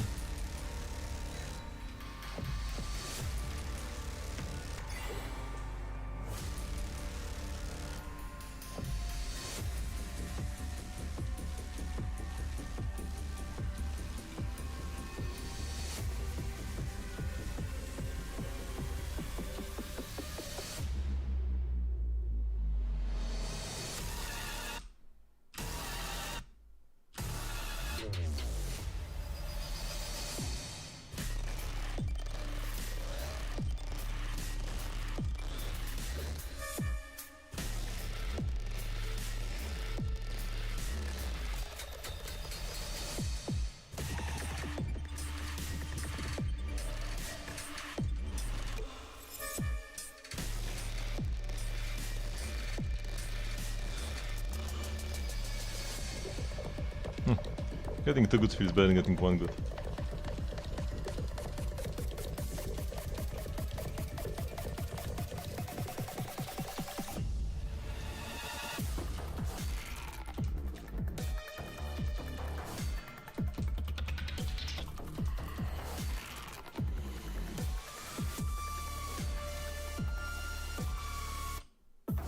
Oh man, I didn't see that one note coming. I was doing pretty well still.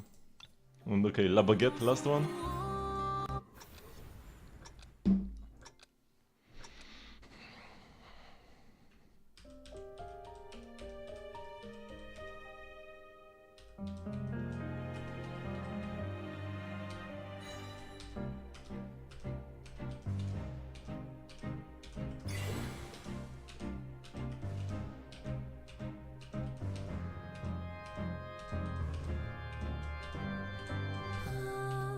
Si je pouvais vivre dans l'eau, le monde serait-il plus beau?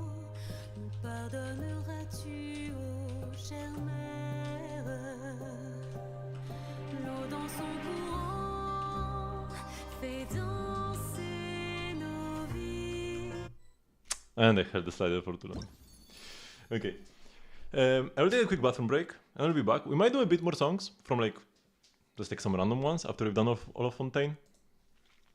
And maybe I could do a few more bridge battle matches. We'll see. I'll be right back in a sec.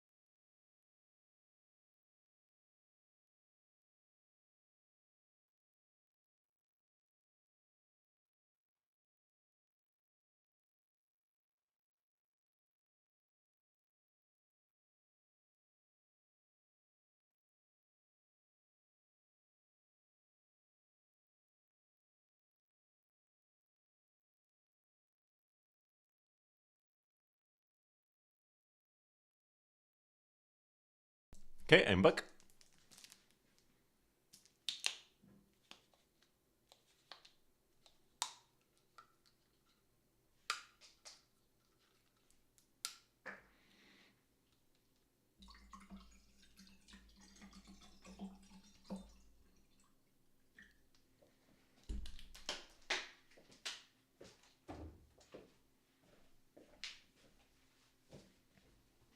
Let's do a few more songs, because I finally got going towards the end here.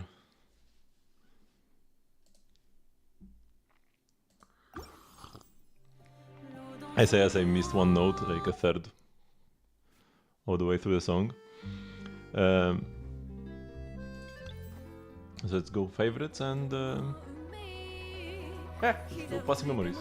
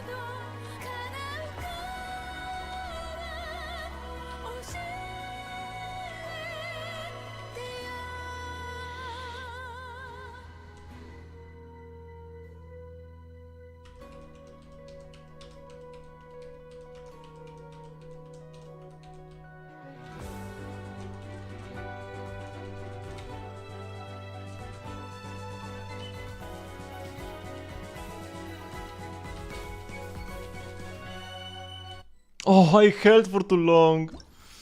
Ay, ay, ay, and I was doing perfectly up until that point. I mean, that's what these mods are about. They are brutal.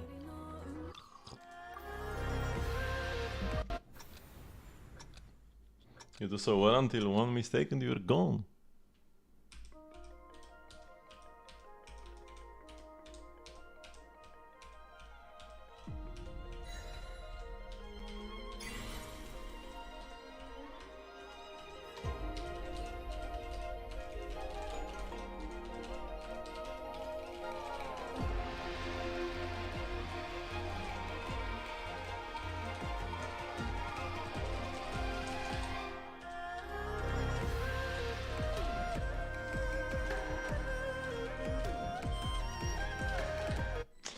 I only pressed this key once, not twice.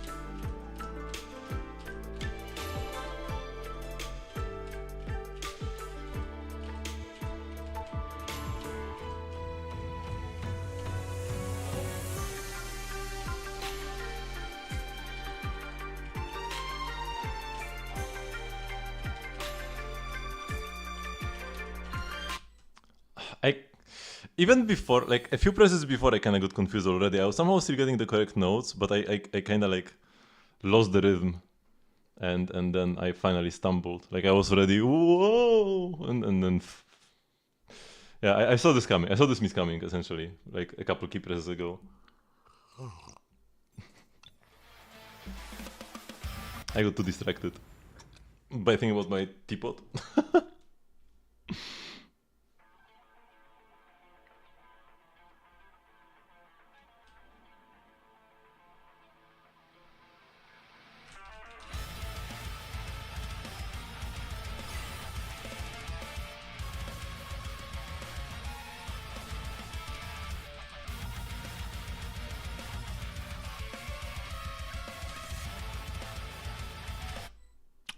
I held for too long. And like, because in the, what song was that? Here? I held for too long? Or was it here? In one of these two I held for too long and it was like, okay, I really did hold for too long, it was my fault. Here it was like, oh my god, I held for a flame too long and I lost. That was that case. But I really did let go, but just like slightly too late.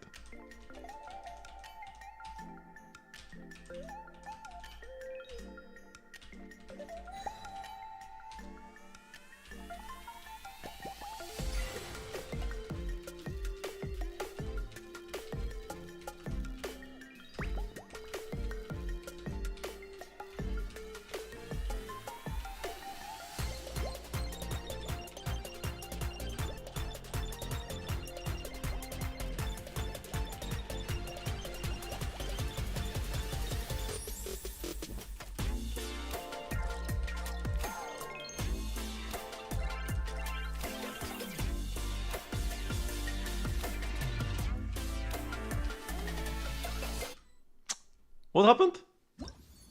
I think I clicked the middle button twice and it already counted as a miss of the next note. I think that's what happened.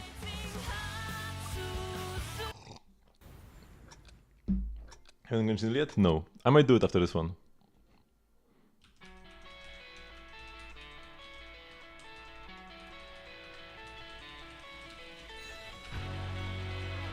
Already got it good, but it's fine.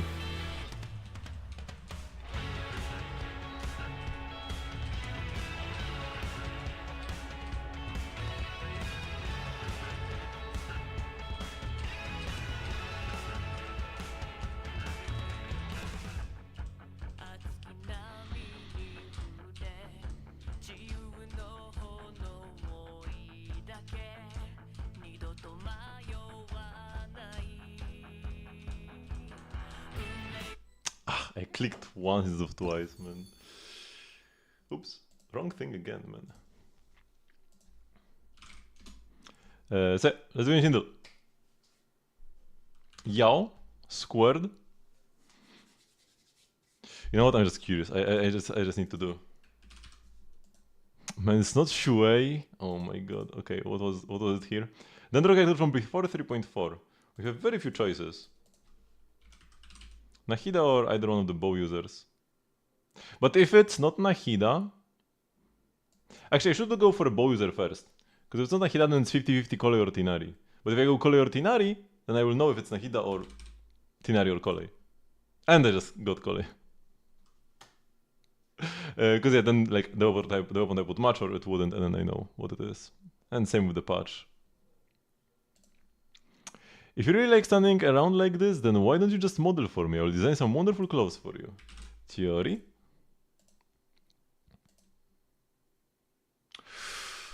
Huh?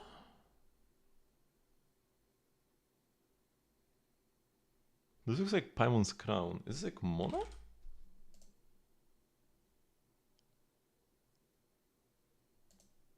Shit. Barbara?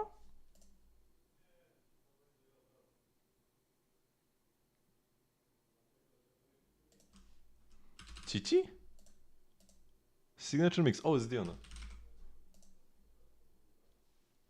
It's Paimon. This usually means like self-damage characters. Obviously. You know what? I wanted to go. Actually, should be Lynette, right? Oh no, wait, what? Shield? Wait, and it's not Lene either. Wait, what? Diona? But what about the heart? Because she's heartbroken because her dad is an alcoholic? Oh yeah, I guess that's... So it's not... It doesn't mean HP loss. It means your father is an alcoholic. Okay. So it wasn't Shuei, so this entire day is a waste of a day. Wave 1.6. Let's go... Aglaya. Okay, below. So we got very few patches it could be. I mean, it's either Fugue or Sunday, and it's not Sunday, so it's not Fugue, so it's Sunday, yeah. I prefer the beggar over the rich man. The rich have no idea what they are after in life, but the beggar, those folks, they know exactly what they want. Sampo? Sunday? Sutkowski? in Polish, sutek means nipple. So this is like Camden Nippleman. If there's a Polish surname, and it very well might be, because it sounds Polish. It's a guy. I could hear Gallagher saying this. No?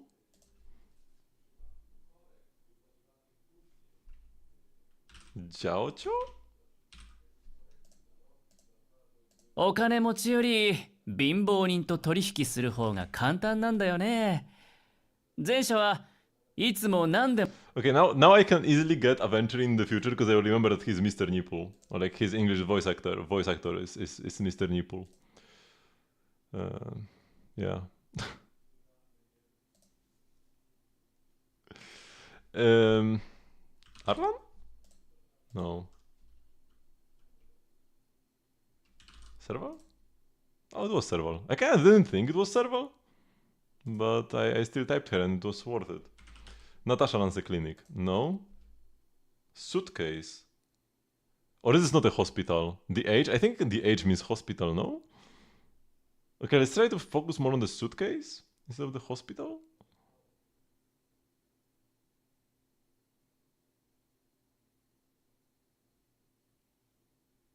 Healer with a suitcase? No, if we just... I mean, if I think of a character with a suitcase, it would be Sampo. But he's not a healer. Yeah, ice. Lynx? Oh, it's Misha. Oh, this is a hotel, not a hospital. Okay. But like, I've been caught like this before, where I didn't know what this emoji means. A building with an agent. Like, what am I... How am I supposed to know it's a hotel, man? Do hotels have giant H's in America? Oh my god, why is he called Komano in this game? Why did they truncate his name? Okay, fire. I'm feeling Orphe. No. Okay, so it's fire stun or fire support. It can't be fire support because the only one is Sons. So it's fire stun. So it's Koleda. Or Pan. Or Jifufu.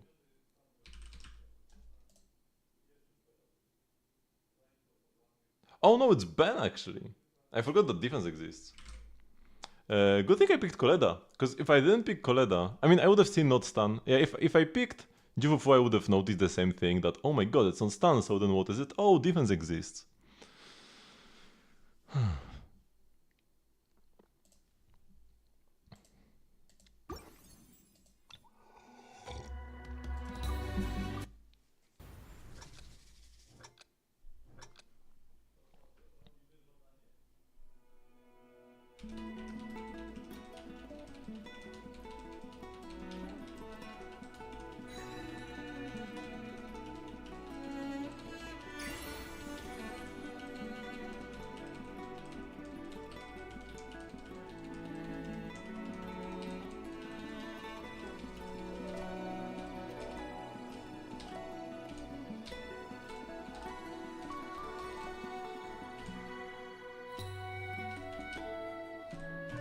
I love this music so much.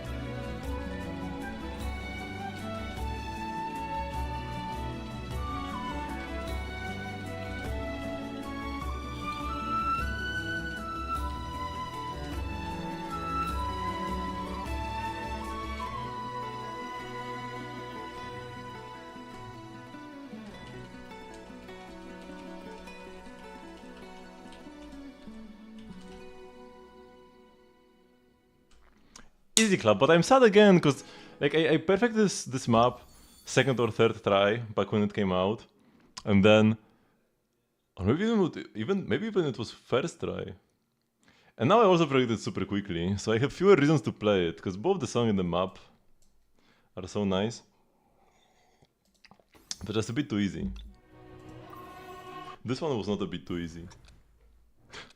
To mine Hashimoto is not a bit too easy.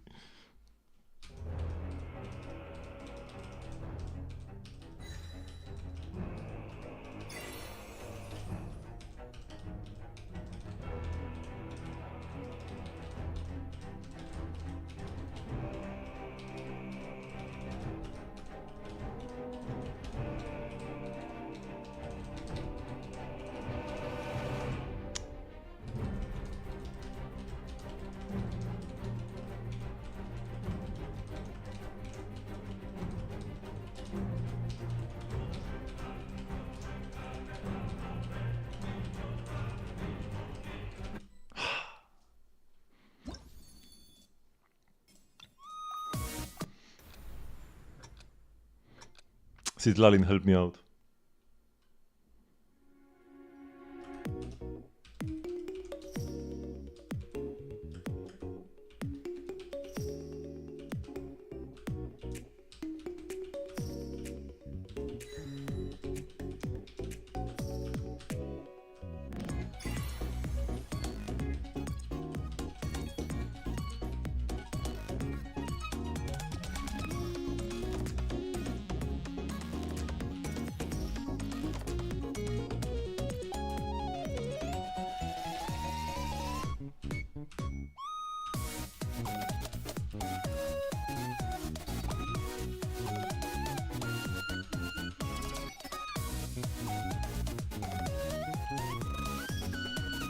My eyes are dry.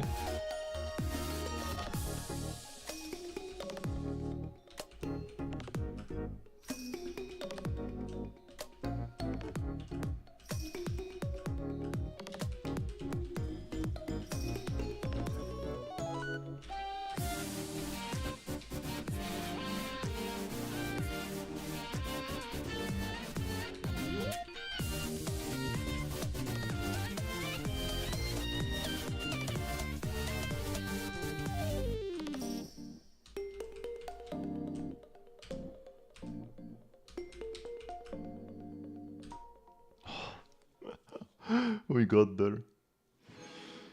Oh, I'm getting some of these wins, but at what cost?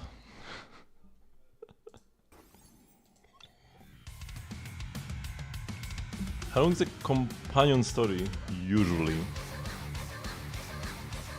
2 to 4 hours, probably?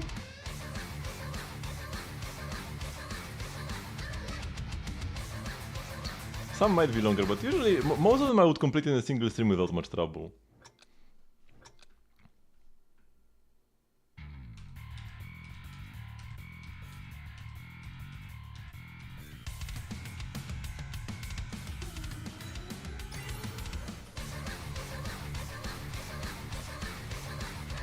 Alright, good.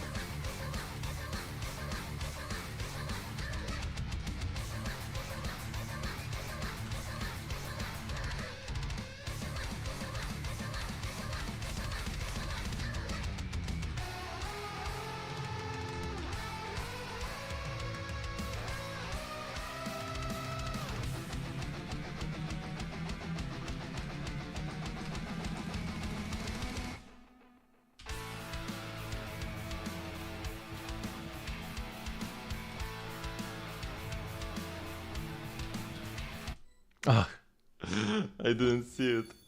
I didn't see the note, but I had a good earlier anyways. Oh, I think I can progress IPA.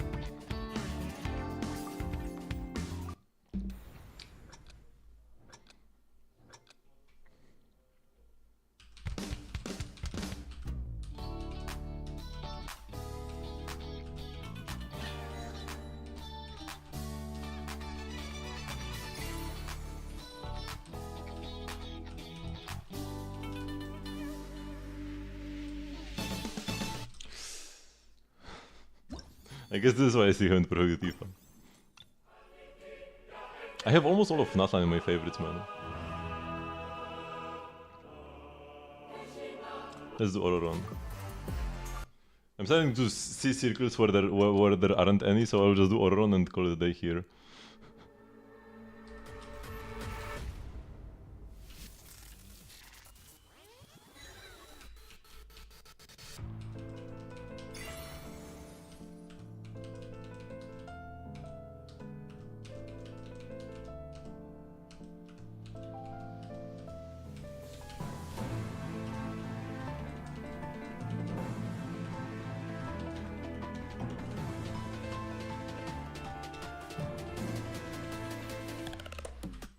Oh, I didn't see this note at all. I was not ready for this. Okay, just like Kachina, because I barely got to play Ororon.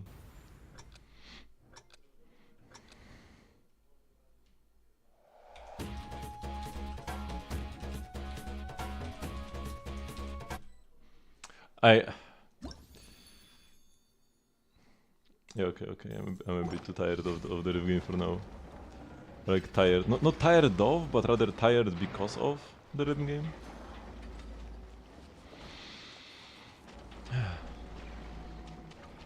It's tough work.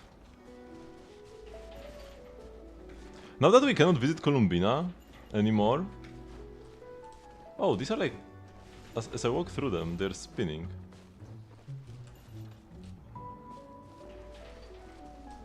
Because of our magnetic field. And yeah, we are like repelling this petal.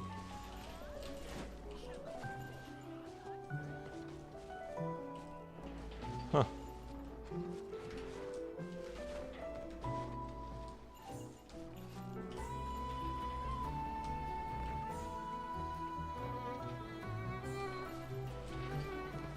That's kinda cool. I didn't notice that before, that they react to us magnetically. What was I saying? Now that we cannot visit Columbina, we are done. We can't get the blessing from her anymore, right? That gave you Ascended Gleam even if you didn't have to Notclay in your party. It's kind of useless anyways, because like what do you need Ascended Gleam for if you don't have Notclay characters? But if you want to just like play only... If you want to play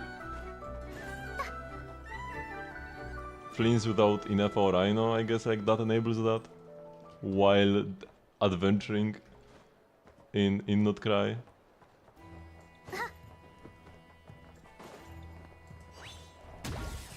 But yeah, you can't get this now. Because she's gone. She's like dead.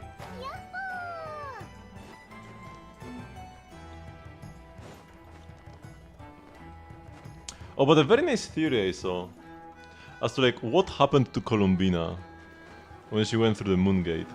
A nice theory I saw is that she went... I mean, of course she will come back. That she went to the past. And that Luonotar, the Kuchenki, that kinda like the special one, that Columbina doesn't know where the Kuchenki came from, but Luonotar definitely seems connected to Columbina somehow. So Luonotar might have been created by Columbina in the past, or it might be Columbina from the past. And that's why it kissed us in the forehead when it first saw us. And Columbina didn't know what Luonotar was because that Columbina hasn't made the Luonotar yet, but she will make it after she goes into the past. And then one very compelling argument I saw. Wait, I wonder if I can find this in the archive.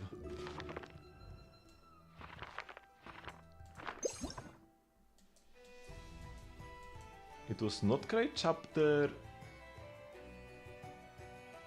5?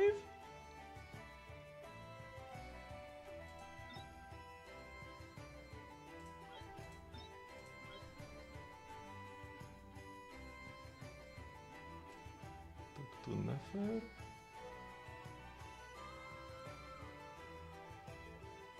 Discuss plans with everyone. Look for Dory. Albedo and Durin. Frostmoon and Clave, talk to Dainsleif. When is the part where we go with Arlecchino into the moon?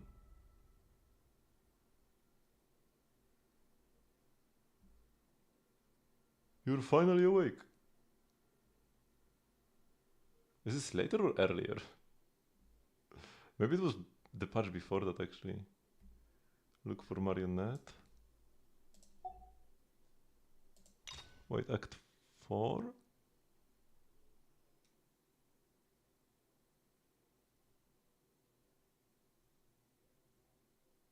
Kinda in the middle. I can just read these. Yeah, that's faster. Because Special Operation, Marionette, Eraher of Solnari, Nefer, Ceremony, Rari's Diary, Leave the Hut. Oh, is this, right? Good spot to cross over. Okay. Activate the devices, enter the reflection of the moon. Purify the recent moon's marrow. I think it's this part. Yes. What a, when somebody pointed this out, I was like, oh my god, she definitely went to the past. Here, they found the marrow and it's like, so cold, is it you? Are you here? Are you talking to us? At long last I can see you once more. Our fates have crossed and I am finally free. I'm sorry I lied to you. Even knowing what was to come, I still couldn't let go of the fear in my heart as death drew near.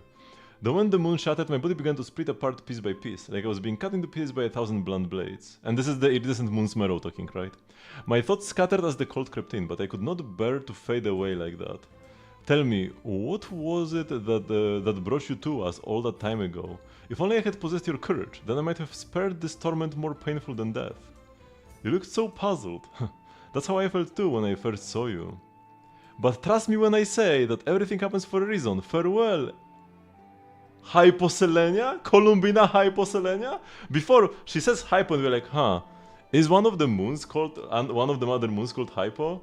And then it sounded like she was speaking to a long lost friend, but none of us have ever met her before, right? Perhaps she took me for the goddess of the frost moon she once knew. No, she knows her! That's her name!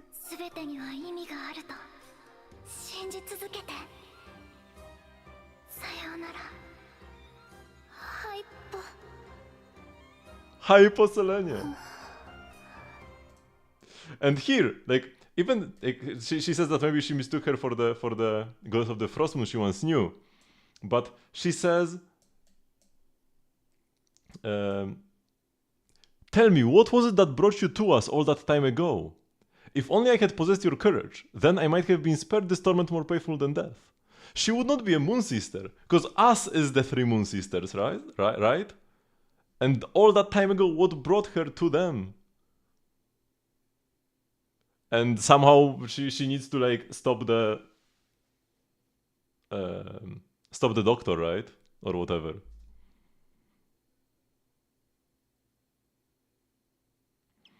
Yeah, she only created her. It's not like this was a name she had already and then remembered it. No, she made this name. She came up with it on the spot, right? She came up on the spot with the name Hyposelenia. So for somebody to know it before then, some sort of time travel must be involved, right? Because this name did not exist back then, or like when we were with Columbina at the moon, at the iridescent moon, she did not yet have that name, right? So when I saw this pointed out, I was like, oh my god, yeah, this 100% tracks. By the way, my favorite lore YouTuber, the video that I watched today. Oops.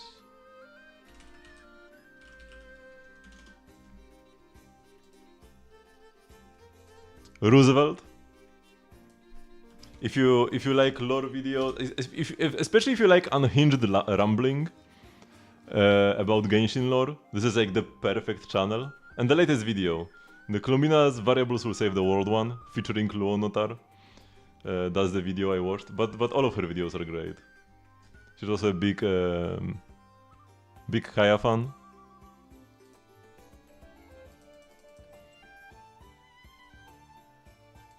Fully wanted another romantic story. But yeah, I'm pretty curious. I'm pretty curious how this will unfold. How exactly? Because like Genshin doesn't have true time travel. Whenever time travel happens, it's always like somehow coexisting at two moments in space at the same time, kind of thing. Like when Raiden planted the seed of the Sakura tree. She planted it in the past. Like she got the seed in the present, but then planted it in the past, and then it sprouted from the past into the present, kind of deal. Or when the Diredith quest with the time traveling key, but it was just like two spaces overlapping each other. Nobody actually traveled in time. It's just these two different times kind of overlapped with each other, right? So it wasn't that somebody time traveled. It's just the timeline intersected itself at one point. Now this, how will this work exactly?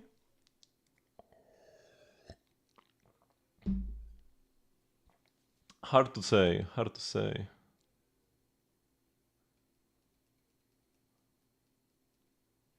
Because she did just go through a portal and disappeared on this side. But yeah, whatever is on the other side of the moon gates is very mysterious. Because the moon gate is what shattered Rerir into pieces, right? Because Tolindis and Rerir both went through through a moon gate back then, back in Canria. Rerir became a sinner, and then he went back for Tolindis. And he was like, I have all the power ever, so now we can live happily ever after, nobody will stop us. But she's like, nope, I'm jumping through the moon gate. And he's like, no, why would you do this? This is like exactly the one thing you mustn't do right now. And then he jumped as well. But he got shattered into pieces, and probably so did Tholindis, but there is no way Columbina got shattered to pieces. Unless, I mean, it could be pieces that we can still reassemble. What if we'll be collecting Columbina pieces and reassembling them next patch? Oh, I see everybody jumping through the moon gates. So, Rerir just jumped after Tholindis, right? Columbina had to run away ASAP. So like, she couldn't let Dottore capture her power of the Frost Moon, so she just did the only thing she could think of to get out of there, right? We also threw Rerir into another moon gate back like when we to defeat him, and once again we didn't really have a way to beat him, so we just tipped him out of the game. Tipped him out of bounds and like, yeah, let him figure that out, so that was that moon gate's purpose. And the most mysterious one is Tholindis. What did she exactly want to accomplish by jumping through that moon gate back then? I don't know. But she also thought she could find a better solution for her and Rerir somehow. Maybe she wanted to like revitalize the Crimson Moon dynasty. Maybe, somehow. She wanted to attain the Crimson Moon's power on the other side of the moon gate. But it's hard to say. That one is the most mysterious. And that's the one that set everything else in motion. I mean, the gate, it's a different gate, because that one from before was already closed, but they could lead to the same place. But we have no idea to where the moon gates lead. Or even to when the moon gates lead. Also in that video by Roosevelt, she said, where is Columbina, or rather, when is Columbina? And, cause like, the moon gates probably send you to like outside of Teyvat. Outside the fake sky. Possibly. And it definitely makes sense for the outside and the inside to have like a weird time relation to each other, right? Kinda like in Amphorius, where time flew differently inside of Amphorius and outside of Amphorius. In the inside of Amphorius was proceeding like incredibly quickly. The time in Amphorius was like 1,000 times faster than outside of Amphorius, if not more than that. Because as we spend, as the Trailblazer, we spend like a couple maybe hours locked away, and then we tip it back into Amphorius, and it's been like a couple of thousand years or something. And also, Amphorius kept like looping on itself. So outside people are just like chilling, couple hours pass, while Amphorius has like, the world has been created, destroyed, and looped around, and thousands of years have passed. So it could be similar here, where, you know, an outside observer looking at Teyvat would see the time as incredibly chaotic.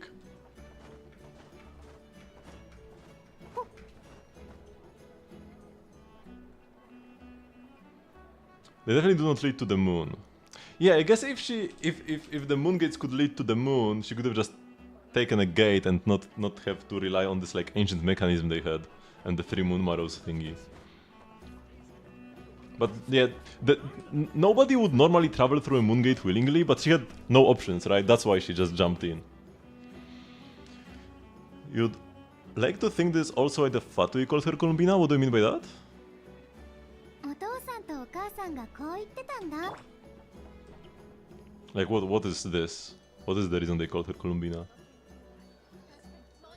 I mean, they just called her Columbina because of the naming scheme on the Fatui, and then she just like liked the name enough. Because she liked annoyed Sandrone shouting Columbina, and that's why she kept the name out of all the ones she had. And she added Hyposelenia at the end to be more moon-like.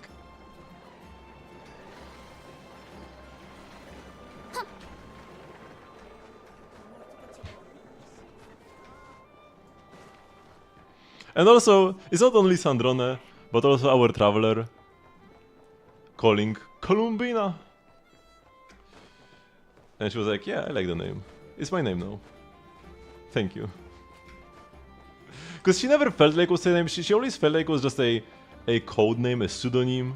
She never felt like it belonged to her, but at that moment she was like, yeah, there are people I care about that actually do call me Columbina.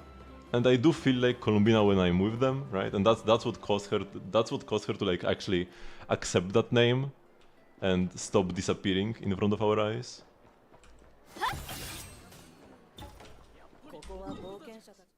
I have 19 resin.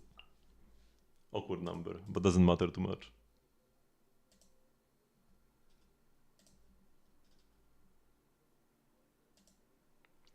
Okay, so thank you very much for watching, but this will be the end of the stream for today. I do have a stream every single day at 8 PM CET, which is almost 3 hours before now. Tomorrow we'll finish the finality quest in Star Rail, or at least I will continue playing it. I will probably finish it because I feel like we are getting towards the end. Maybe, hopefully. It's been like an okay quest so far. It's definitely an interesting concept to like take a quest that has already happened and then like add bonus scenes to it. It's kind of like director's cut. Penacony director's cut, but we are skipping the parts that we've already seen before, most of them. They are replaying some cutscenes though. And then on Saturday we'll be playing Genshin again. Genshin pretty much every other day. Also, I will not be streaming on Christmas Eve and Christmas Day, but I don't think anybody would be surprised by that.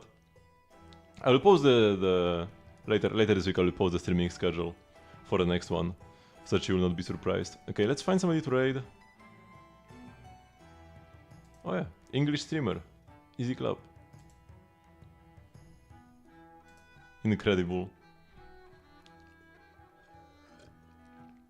So yeah, I will see you all tomorrow. Bye bye.